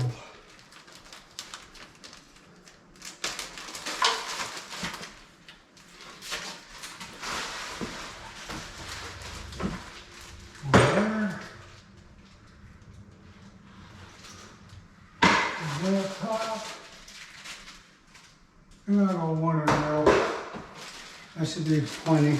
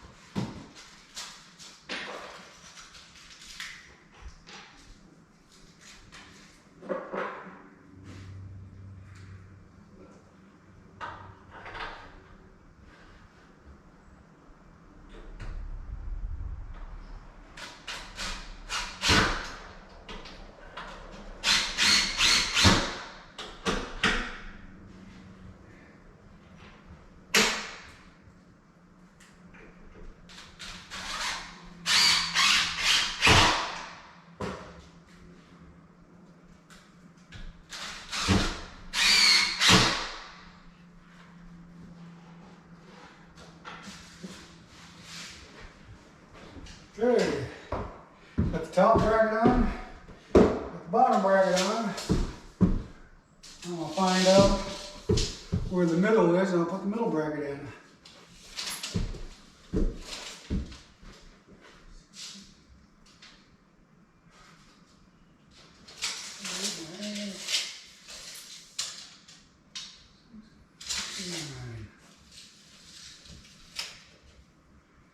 Okay. Really don't need a middle bracket until I get to it. When I get to that point. Okay, now this wall rail. By code, I believe it's a national fire code, but local people do pretty much what they want. Pretty much most of them adhere to the local, you know, to the national codes, like fire codes and so on and so forth. But anyways, this this rail that goes up the wall has to return into the wall. It has to butt to the wall. And the reasoning for that is they've probably had too many people get caught, their robes, of the sleeves of their robes get caught onto the rail as they're trying to run down the stairs. And they get caught, and then they get into a panic and they don't know what to do, and they, you know, they've probably perished, you know, too many people have probably perished.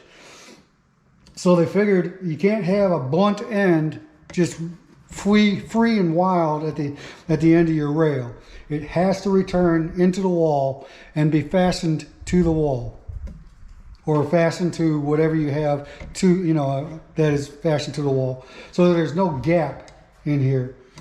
So what I'm going to do is I've got the handrail's got to be a certain distance from the edge of, here, let's pull it up here so I can give you an idea. Let's say my fence is the wall. So I have to have a certain distance between the wall plate I got and the rail. And it's 1.5 inches, a minimum of 1.5 inches distance between the wall and the edge of the rail. Because I figure people's knuckles and everything gives enough room for the knuckles. So now what I do is I measure 1.5 inches and then I cut it at a 45. Cut this at a 45. I glue and nail all this together, and then I put it up there and I temporarily attach it to the bracket that I have up there. So I'll show you that in here in a second.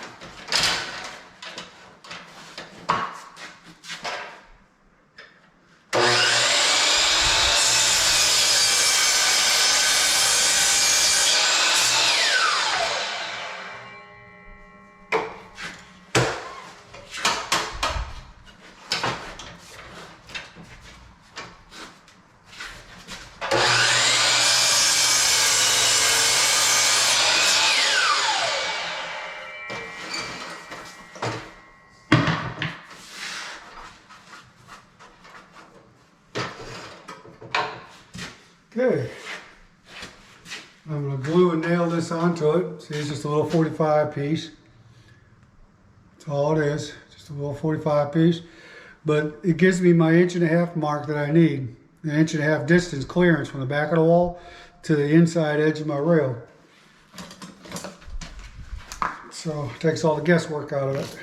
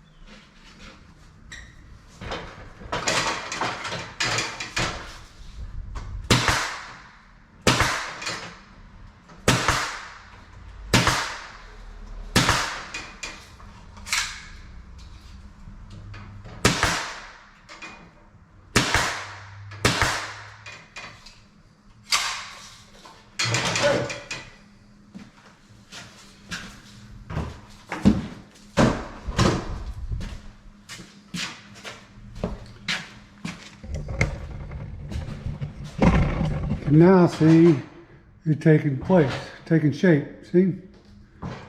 Okay, now I'm gonna go ahead and get a measurement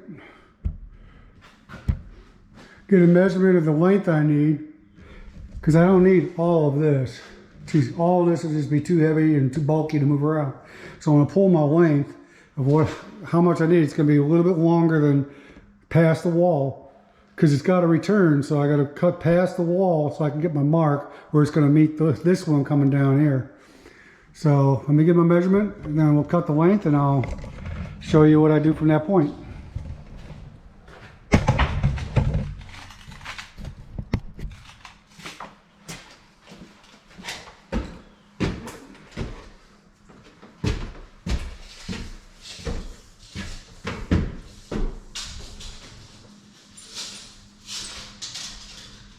There we go. 11'6".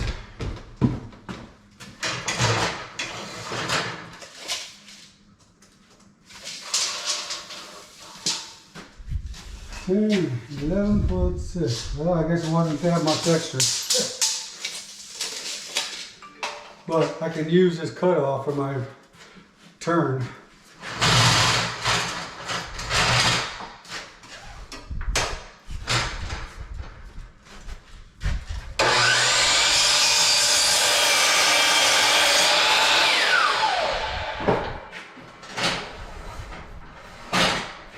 Okay.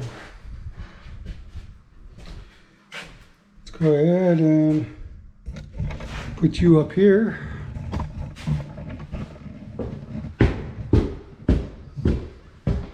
So you can see what I'm going to be doing.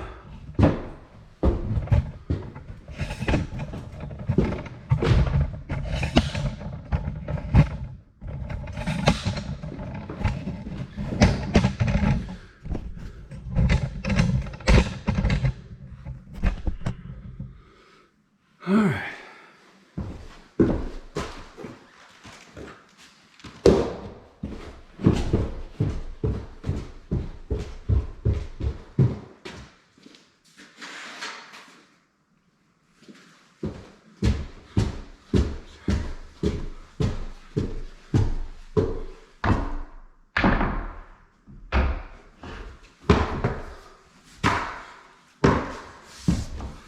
Okay. Now I have to get this up as far as I can to here. And I'm only going to get one screw in here. See if we can move you over this way a little bit. You still see? Yep.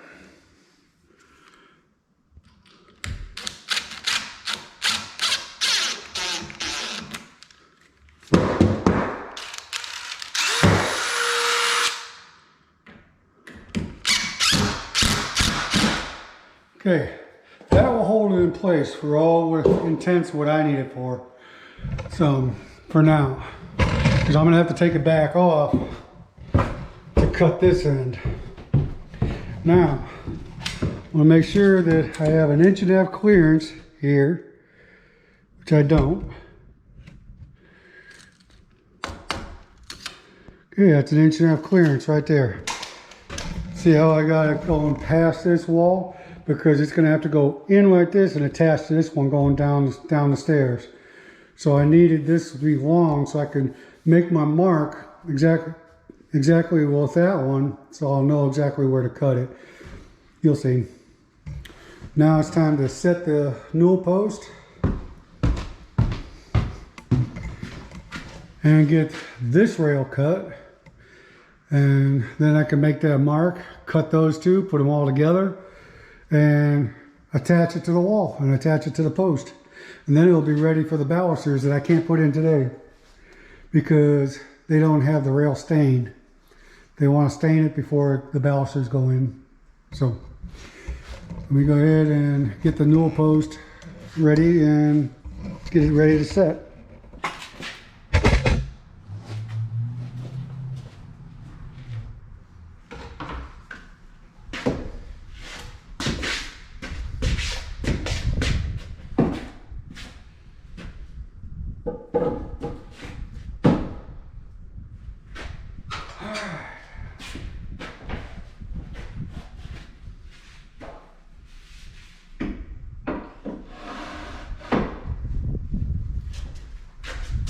Now I know that's going to be the bottom of my rail right there.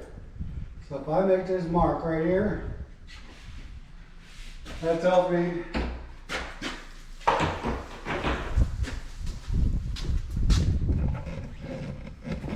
you get you set up here.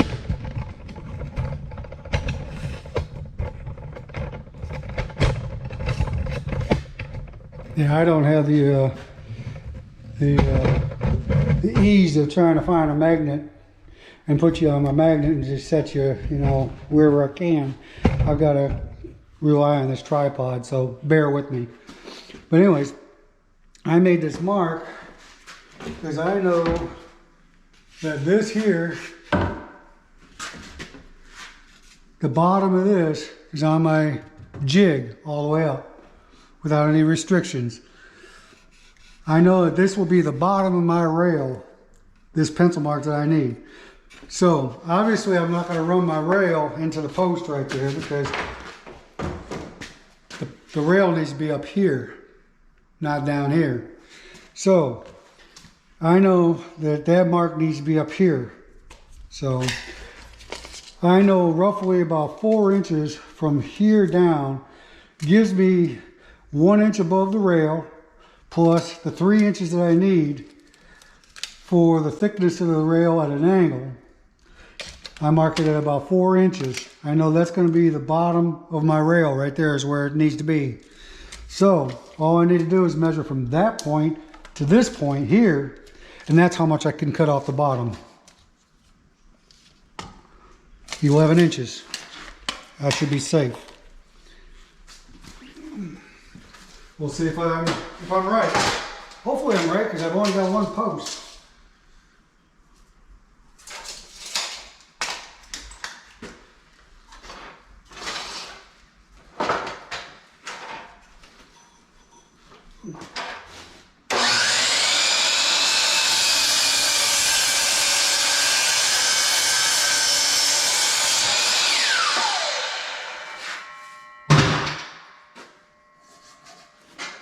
Okay, moment of truth. Now, I know my post is plumbed because I plumbed the cap down on the bottom, and it's tight to the cap. Look at that. The bottom of the rail is going to sit right where it needs to be. And this is pretty much the same thickness. It's just a little bit thicker than what the rail is. So it's going to be, the top of the rail is going to be right about where it's supposed to be. So we're good. Now all I have to do is just drill the holes.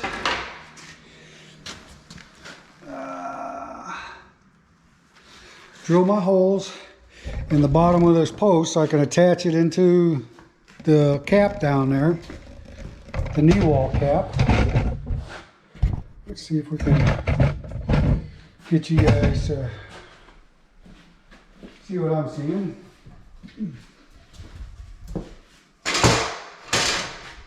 Okay. The top of my cap is 8 7/8. So I can't go any higher than 8 inches with my holes. What I usually like to do is I like to divide, well, I can't go any lower than 2.5 inches because it gets a treatment, some trim on the bottom of this post too. So I usually like to put my first set of holes at 3 inches. And then I know that this is 8 7/8, so what I'll do is I'll put my next set of holes at, boy, I usually like to put them at about 9 inches, but I can't because I don't have the knee wall. So I'll put them at 8 inches. And that'll give me enough stout for my screws. I need it to be 1 inch in. 1 inch in on the edge. 1 inch in. And 1 inch in from the edge. And this, my friends,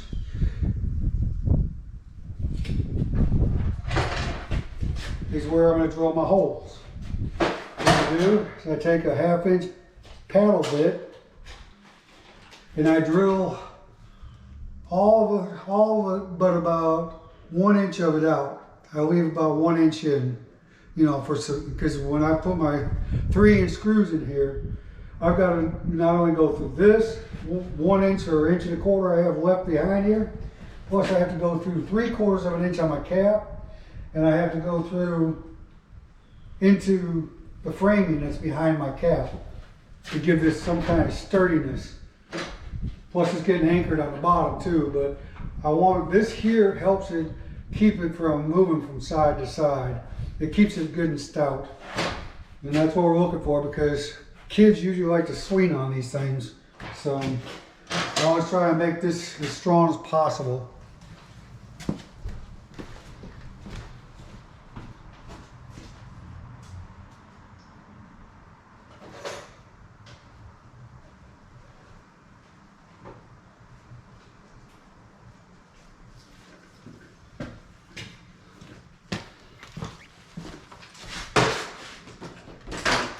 I got my stairwell bucket of tools here. I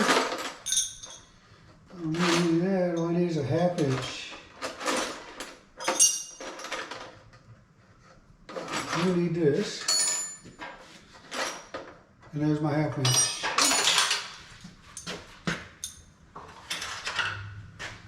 Okay.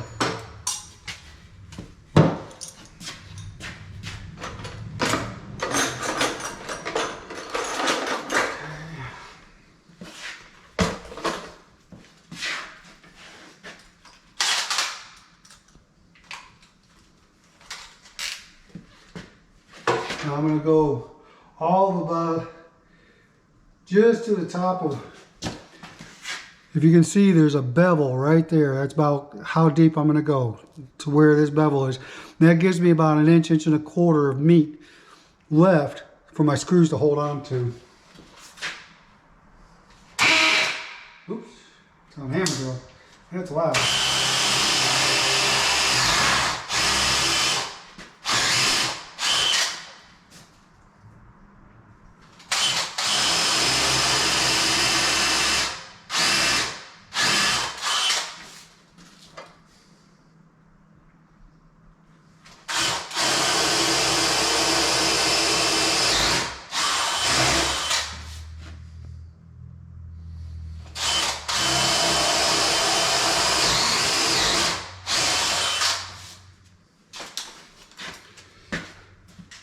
Okay, now I got to continue that hole all the way through, but only for the screw itself, because the head of the screw's got to hold this tight to the knee wall.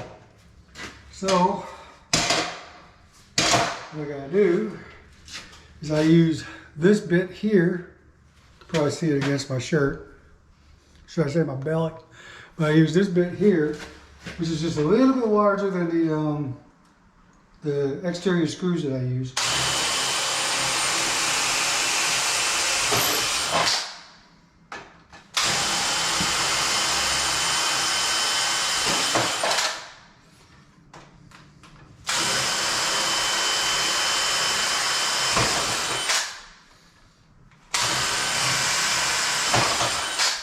All right, and if you're wondering how I found center of these holes, this bit here has a point with a taper on it. So it automatically finds the center of this hole for me. All I have to do is just make this bit fall right into where that tip goes. Simple. Did all the work for me. Okay.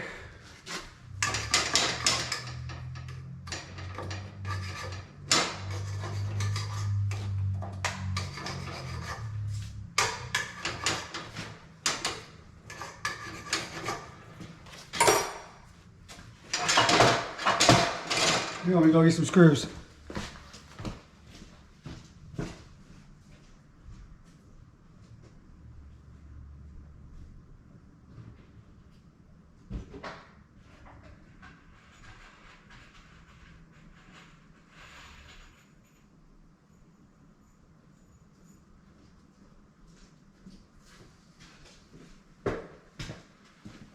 Okay.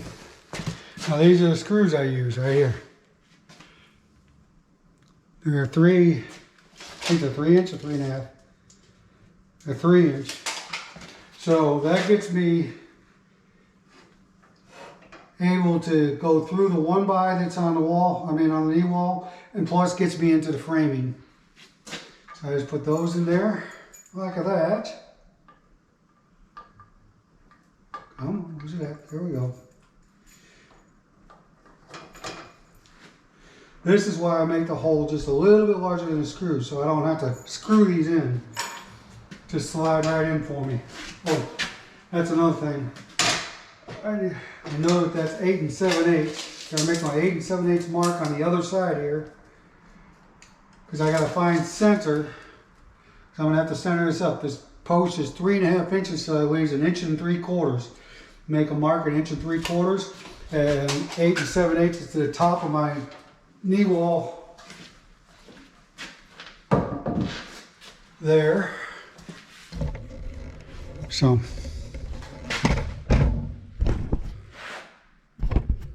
let's see what we got here. See if you can see what I'm doing here. Okay, so I've got my 1 7/8, which is to right to here. I've got to find the center of my knee wall here, which is 9 and, geez, it's almost 3/8. So that would be 4.5 would be 9. So half of 3/8 would be 3/16. So that would be 4 and 11/16 to the center. Yep.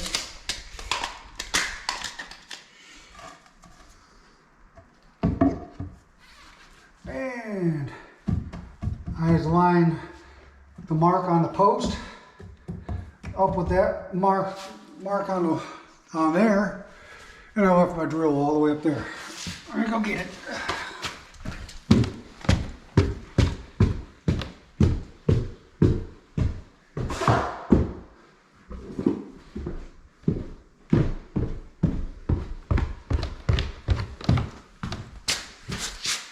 Okay, now I always get one screw in.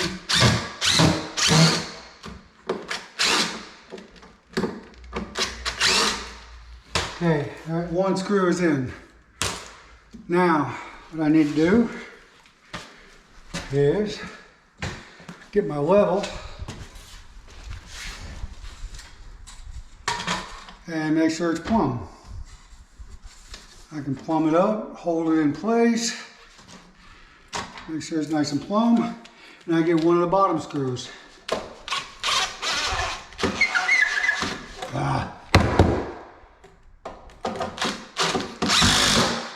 Okay, now it's plumb that way, and it is plumb that way. It's plumb both ways. Now I can go ahead and finish screwing it off.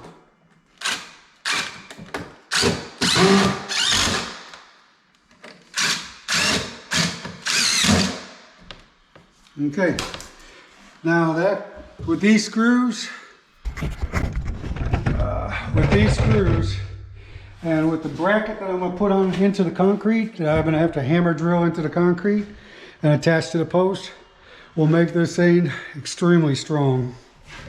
Let me put you back over here in the corner so you can see what I'm doing here.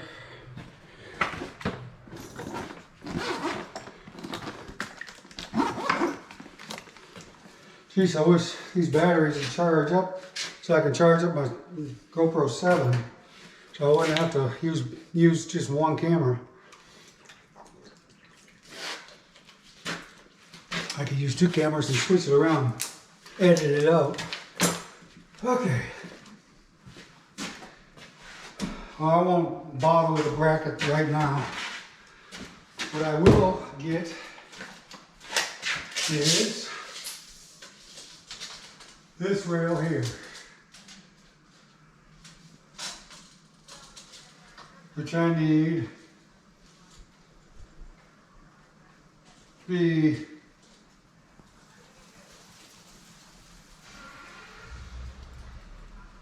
81. 81 will be comfortable. You can make that 81 inches comfortable.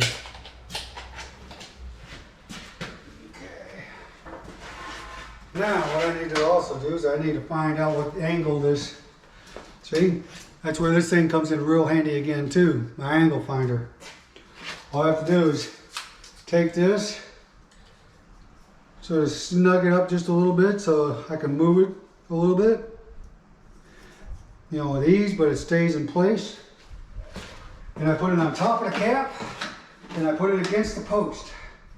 And I make it good and tight, and I tighten the wing nut a little bit, boom, and moved it. Okay, there we go. There's my cut for my rail. So when my rail meets with my post here at top, that's the cut. Real easy, isn't it? Can't get much easier than that. I love this thing. I don't know why more carpenters don't use these things. I'll put this in the link down below so you can get one yourself if you want one. Okay, let's see here. I just wind it up with my saw table here. I could go with my blade too.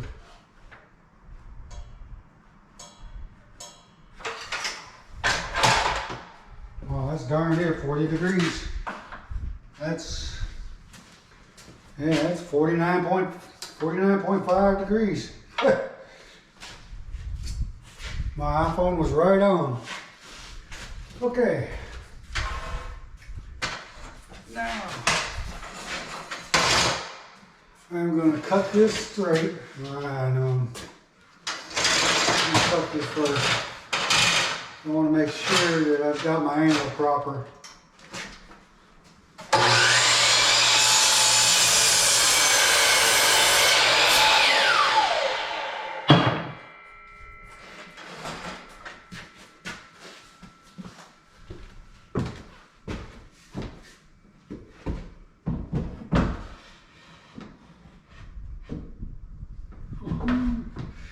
Boy, it can't get any better than that. That thing is bone tight. Okay. Now, what did I say? It was 81. Measure twice, cut once. Cut once.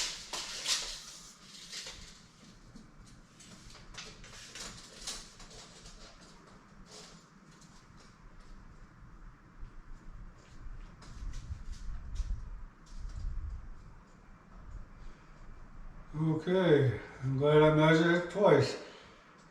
81 3/4. 81 3/4.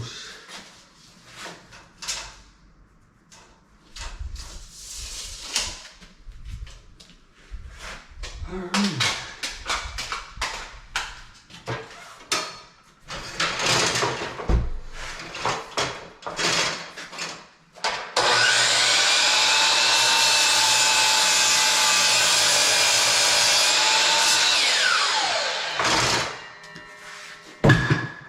Let me put this in place and I'll show you my joint there.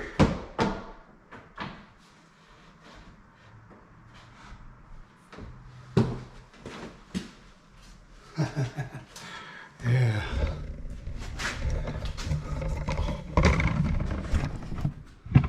Man, look at that seam there. That is tight as can be. That's why I like those angle finders. They never lie. They tell you exactly what you need and when you need it. Almost. Okay. Now I need to find the center of my knee wall, which was, what was that? What was that? 4 and 11/16, right? Okay. And this battery on this one is almost already dead. Okay. I'm going to draw a straight line straight up. Plumb that up.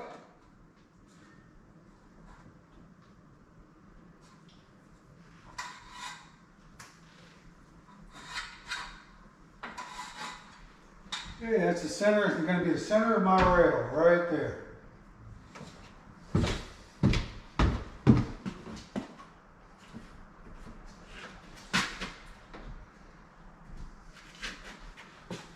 All right, that. Now let's get you up here so you can see how I'm going to make my marks where I need my next cuts. All right, let's see here. All right.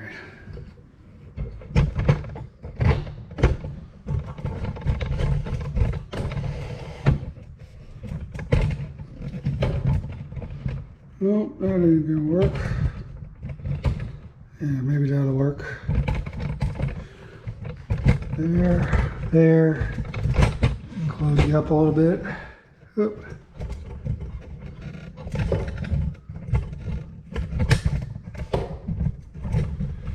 Okay, let's see what we got here. Can you see that? Okay. Yeah, I think you'll be able to get the idea. Okay, now I know I need 1.5 inches from here to the inside edge of this, which is where it's set at. Okay, so now what I need to do is I need to find the end of this one where I need to make my cut and this edge here. So what I'm going to do, so I can do it 2 ways. I'll do it this way. That way I know I'm dead on. I am flush to the outside edge of this one, square it over, and this will be the end cut of this one.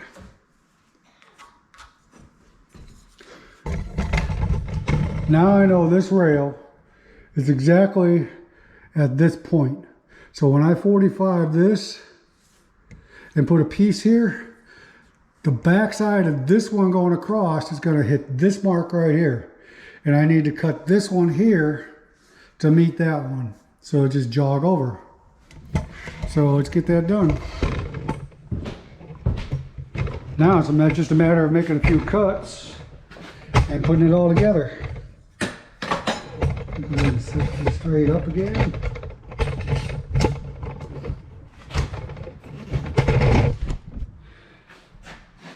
Yeah, his battery's about dead. I'm probably going to lose you.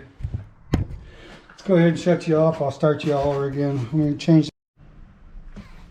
Okay, I got you back now. All right. Let's go ahead and cut the 45 on this one. Boy, look at the size of that dog. Check this out. Look at the size of that dog. Holy cow.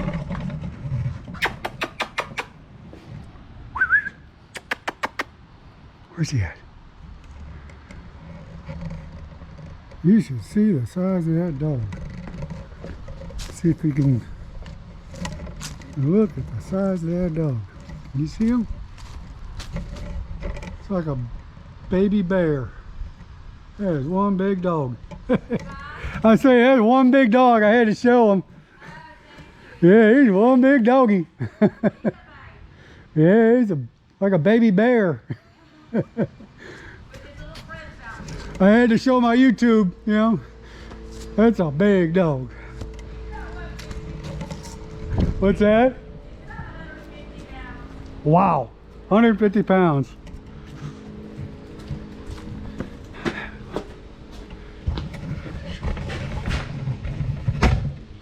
Okay, let's get back to work here.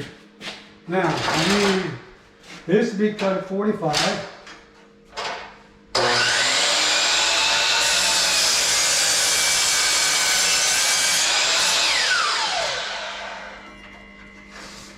Okay. That's another thing I need to do is I need to get the measurement for my next one. This is going to be center there. So a long point, the short point, the 6 7/8. So I'm going to need to cut this 6 7/8.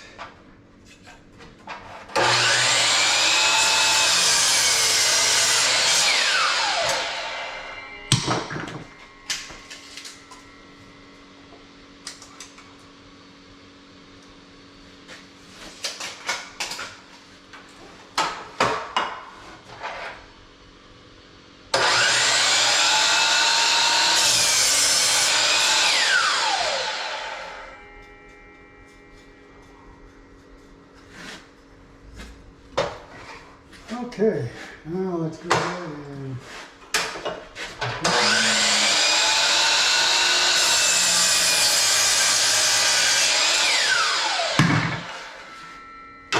I'll glue these pieces together.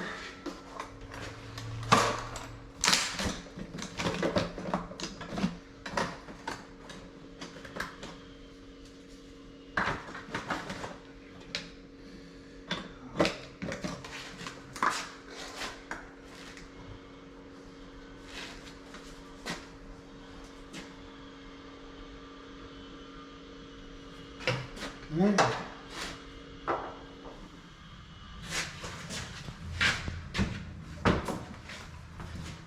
Now this is going to be the piece that connects everything together.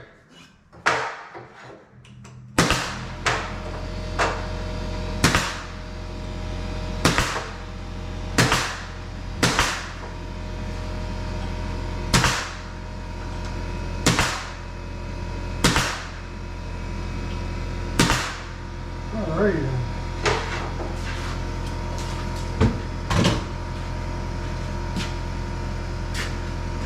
I'll go ahead and attach that to this.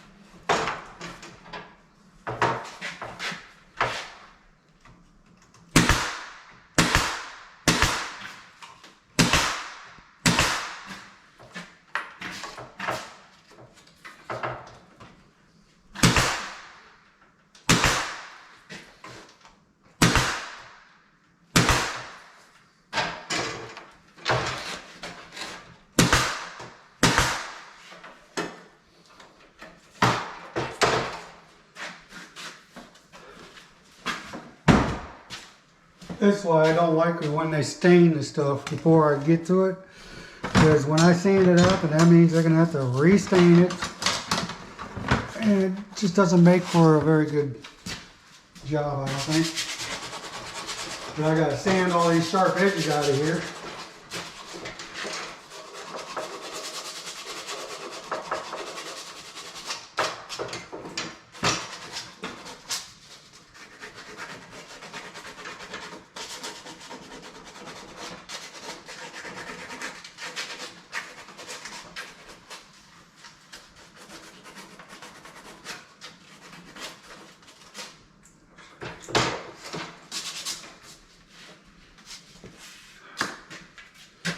Okay, now I can take this other one up there down and cut it, and then I can put them together.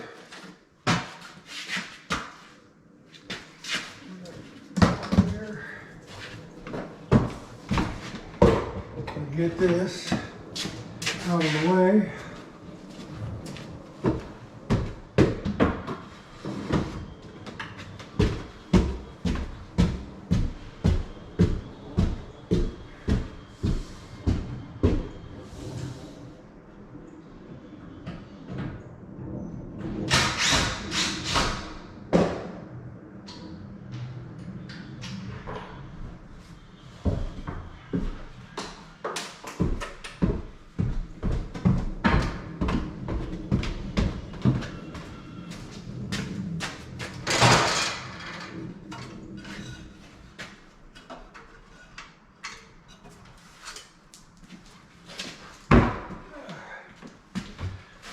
Now I know that this pencil mark that I put on here, let me fix this, because I won't get a very good cut if I don't.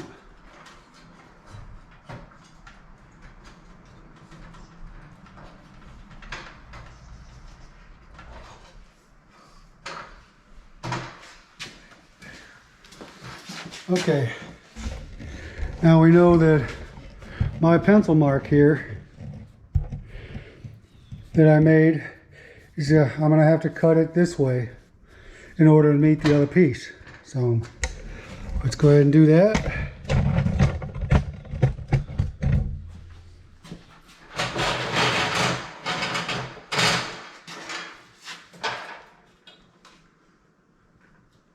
Right there. Everything's flat, everything's square.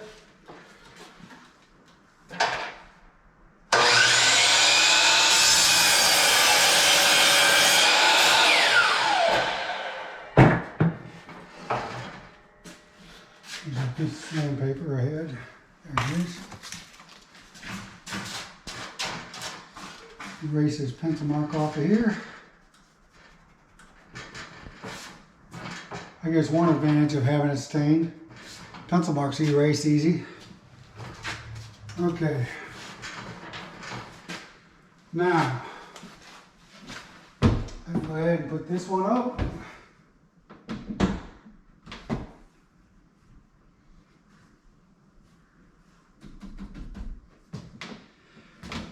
And I can go ahead and put that one up. Let me go ahead and glue this in first, because it'll be sort of hard to glue it afterwards. I usually like to put this together on the floor, but if you saw this floor, you would understand why I'm not. It is pretty messed up. It's not very flat and square, so. Oh, it's another thing. I need to glue the other end too, where it goes against the wall up top.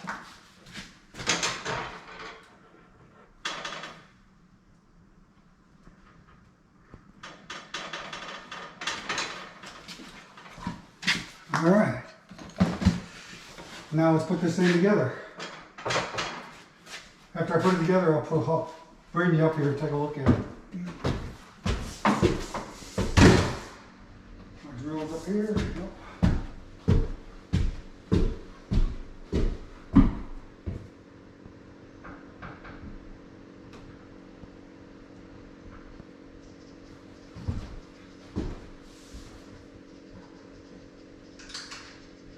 And they should fall right back where it was. Same holes and everything.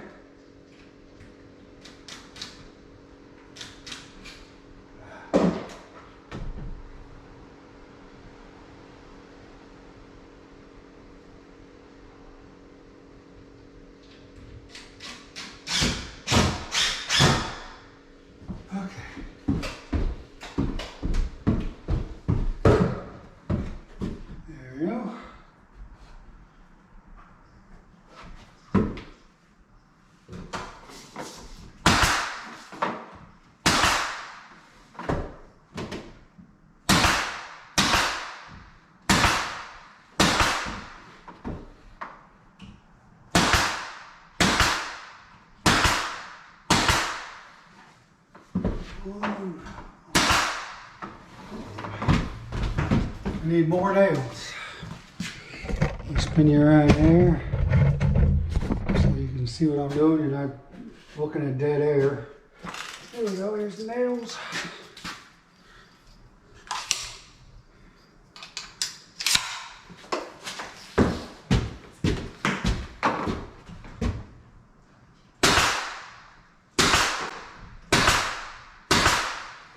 Alrighty then.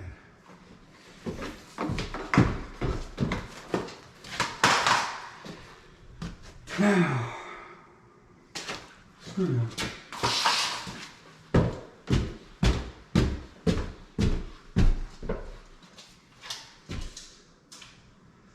Inch and a half. It's the center of that one. This bracket's ready to get put back and put on.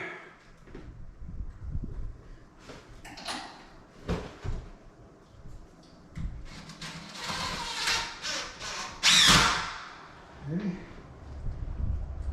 There. Let's go there.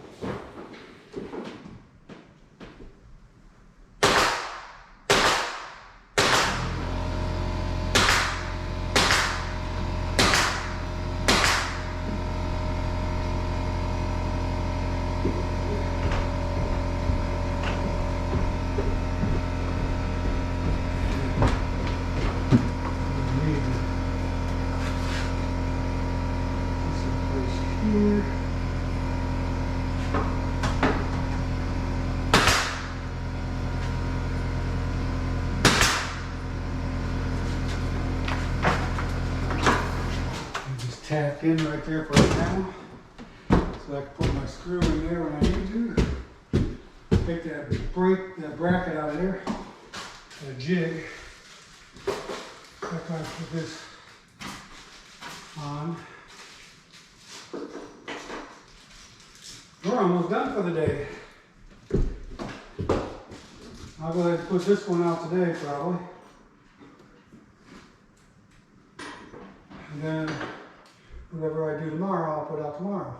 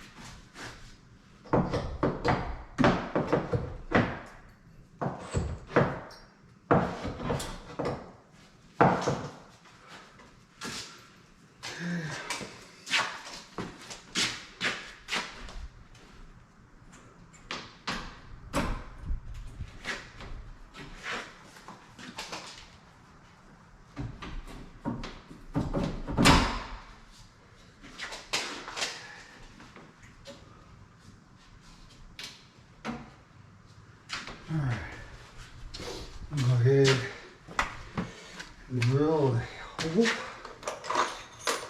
Half inch, nope. 2.5 inch. There it is.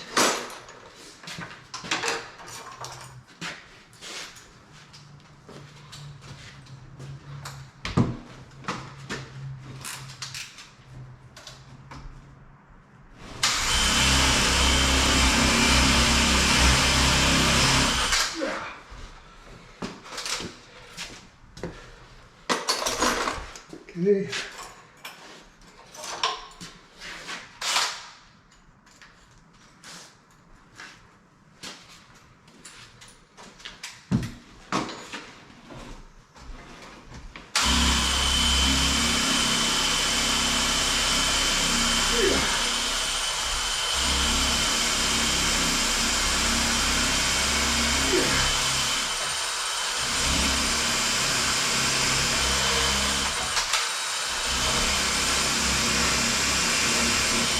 Very sharp bit, huh? Ooh. Jeez, oh beats. I'll take the wind out of anybody. See if I can get this thing all the way in. No comments. Voila. Good.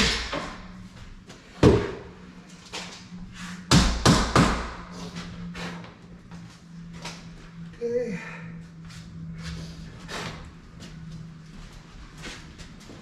Now I can take this one off.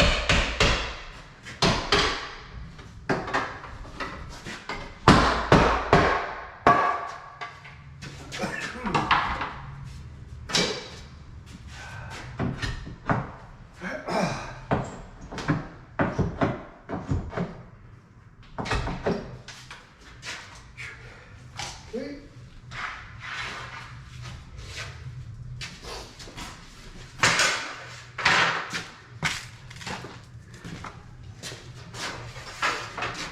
$39.5.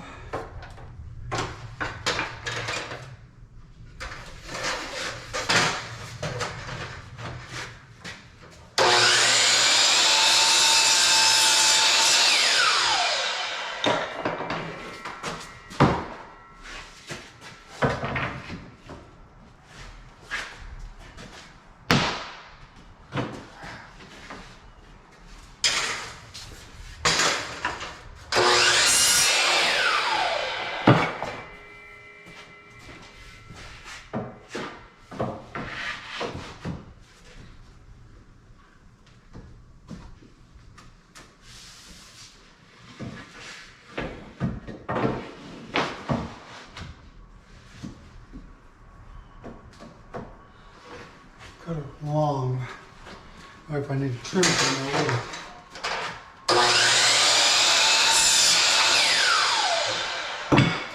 Got about 3/32 long. Let's see how it fits. Oh, it's perfect.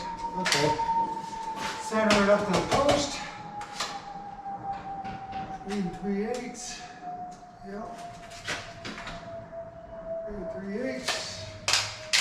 We are good.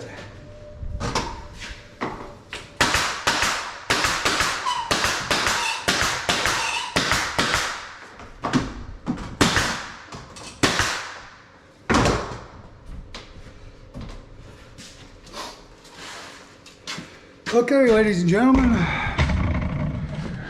that's how we get a rail and a post in. I hope I was explanatory enough on what I did. I still have to mount the brackets on the bottom into the concrete floor there. And it still gets balusters put in here with little spacers and fillers in between them. But I can't put those in until they stain this. This is the jog. And then it goes all the way up. And then I have my 1.5 inch clearance here all the way down. And it's secured, it's glued and nailed to my wall plate there. So, yep. That's the way it goes, all the way down. And now you see what I was talking about, the reveal here. I have to make my reveal, that's why I use my angle finder, so this is the same here. If I just went with the degree that I think it is, then that wouldn't be straight like that. It might be off. See, this one here is good all the way down too. See, nice and straight. Alright, and I have to have a minimum of 1.5 inches clearance between here and here too. So it not only applies here, but it applies here as well. Let me see if I got that. I should. Oh yeah, I have more than that. I have 1 3/4 inches. More is good. Almost 1 7/8, but yeah. Oh, geez. No, I got almost 2 inches, so yeah, we're good. And yet I'm on the other side here, I'm close enough to the wall where I could even have a baluster if one falls in, almost anywhere as close to this wall as I want by doing that. All right. Well, that concludes for today. I'm gonna wrap it up, and then I'm gonna probably put this one out tonight, so at least you guys have some content tonight. We'll come back tomorrow. That'll be another video tomorrow when I put these treads in, and then I'll go ahead, I guess, put the beadboard in case the plumbers come back with the tub. At least the beadboard will be in, and I won't have to be rushed to put that in. So I put the treads in, the beadboard, and maybe get started on this bench right here for tomorrow. And then I'll leave the closet units and finishing this bench up for Friday. That'll be a good day Friday. So, all right. Thank you for watching. If you enjoy this, leave it in the comments. Tell me that you want more of it. If you like what you see, go ahead and subscribe. I mean, it doesn't cost you anything, and it helps me out a great deal. Appreciate it. And I'll see you hopefully in the future. Thank you. Have a great day.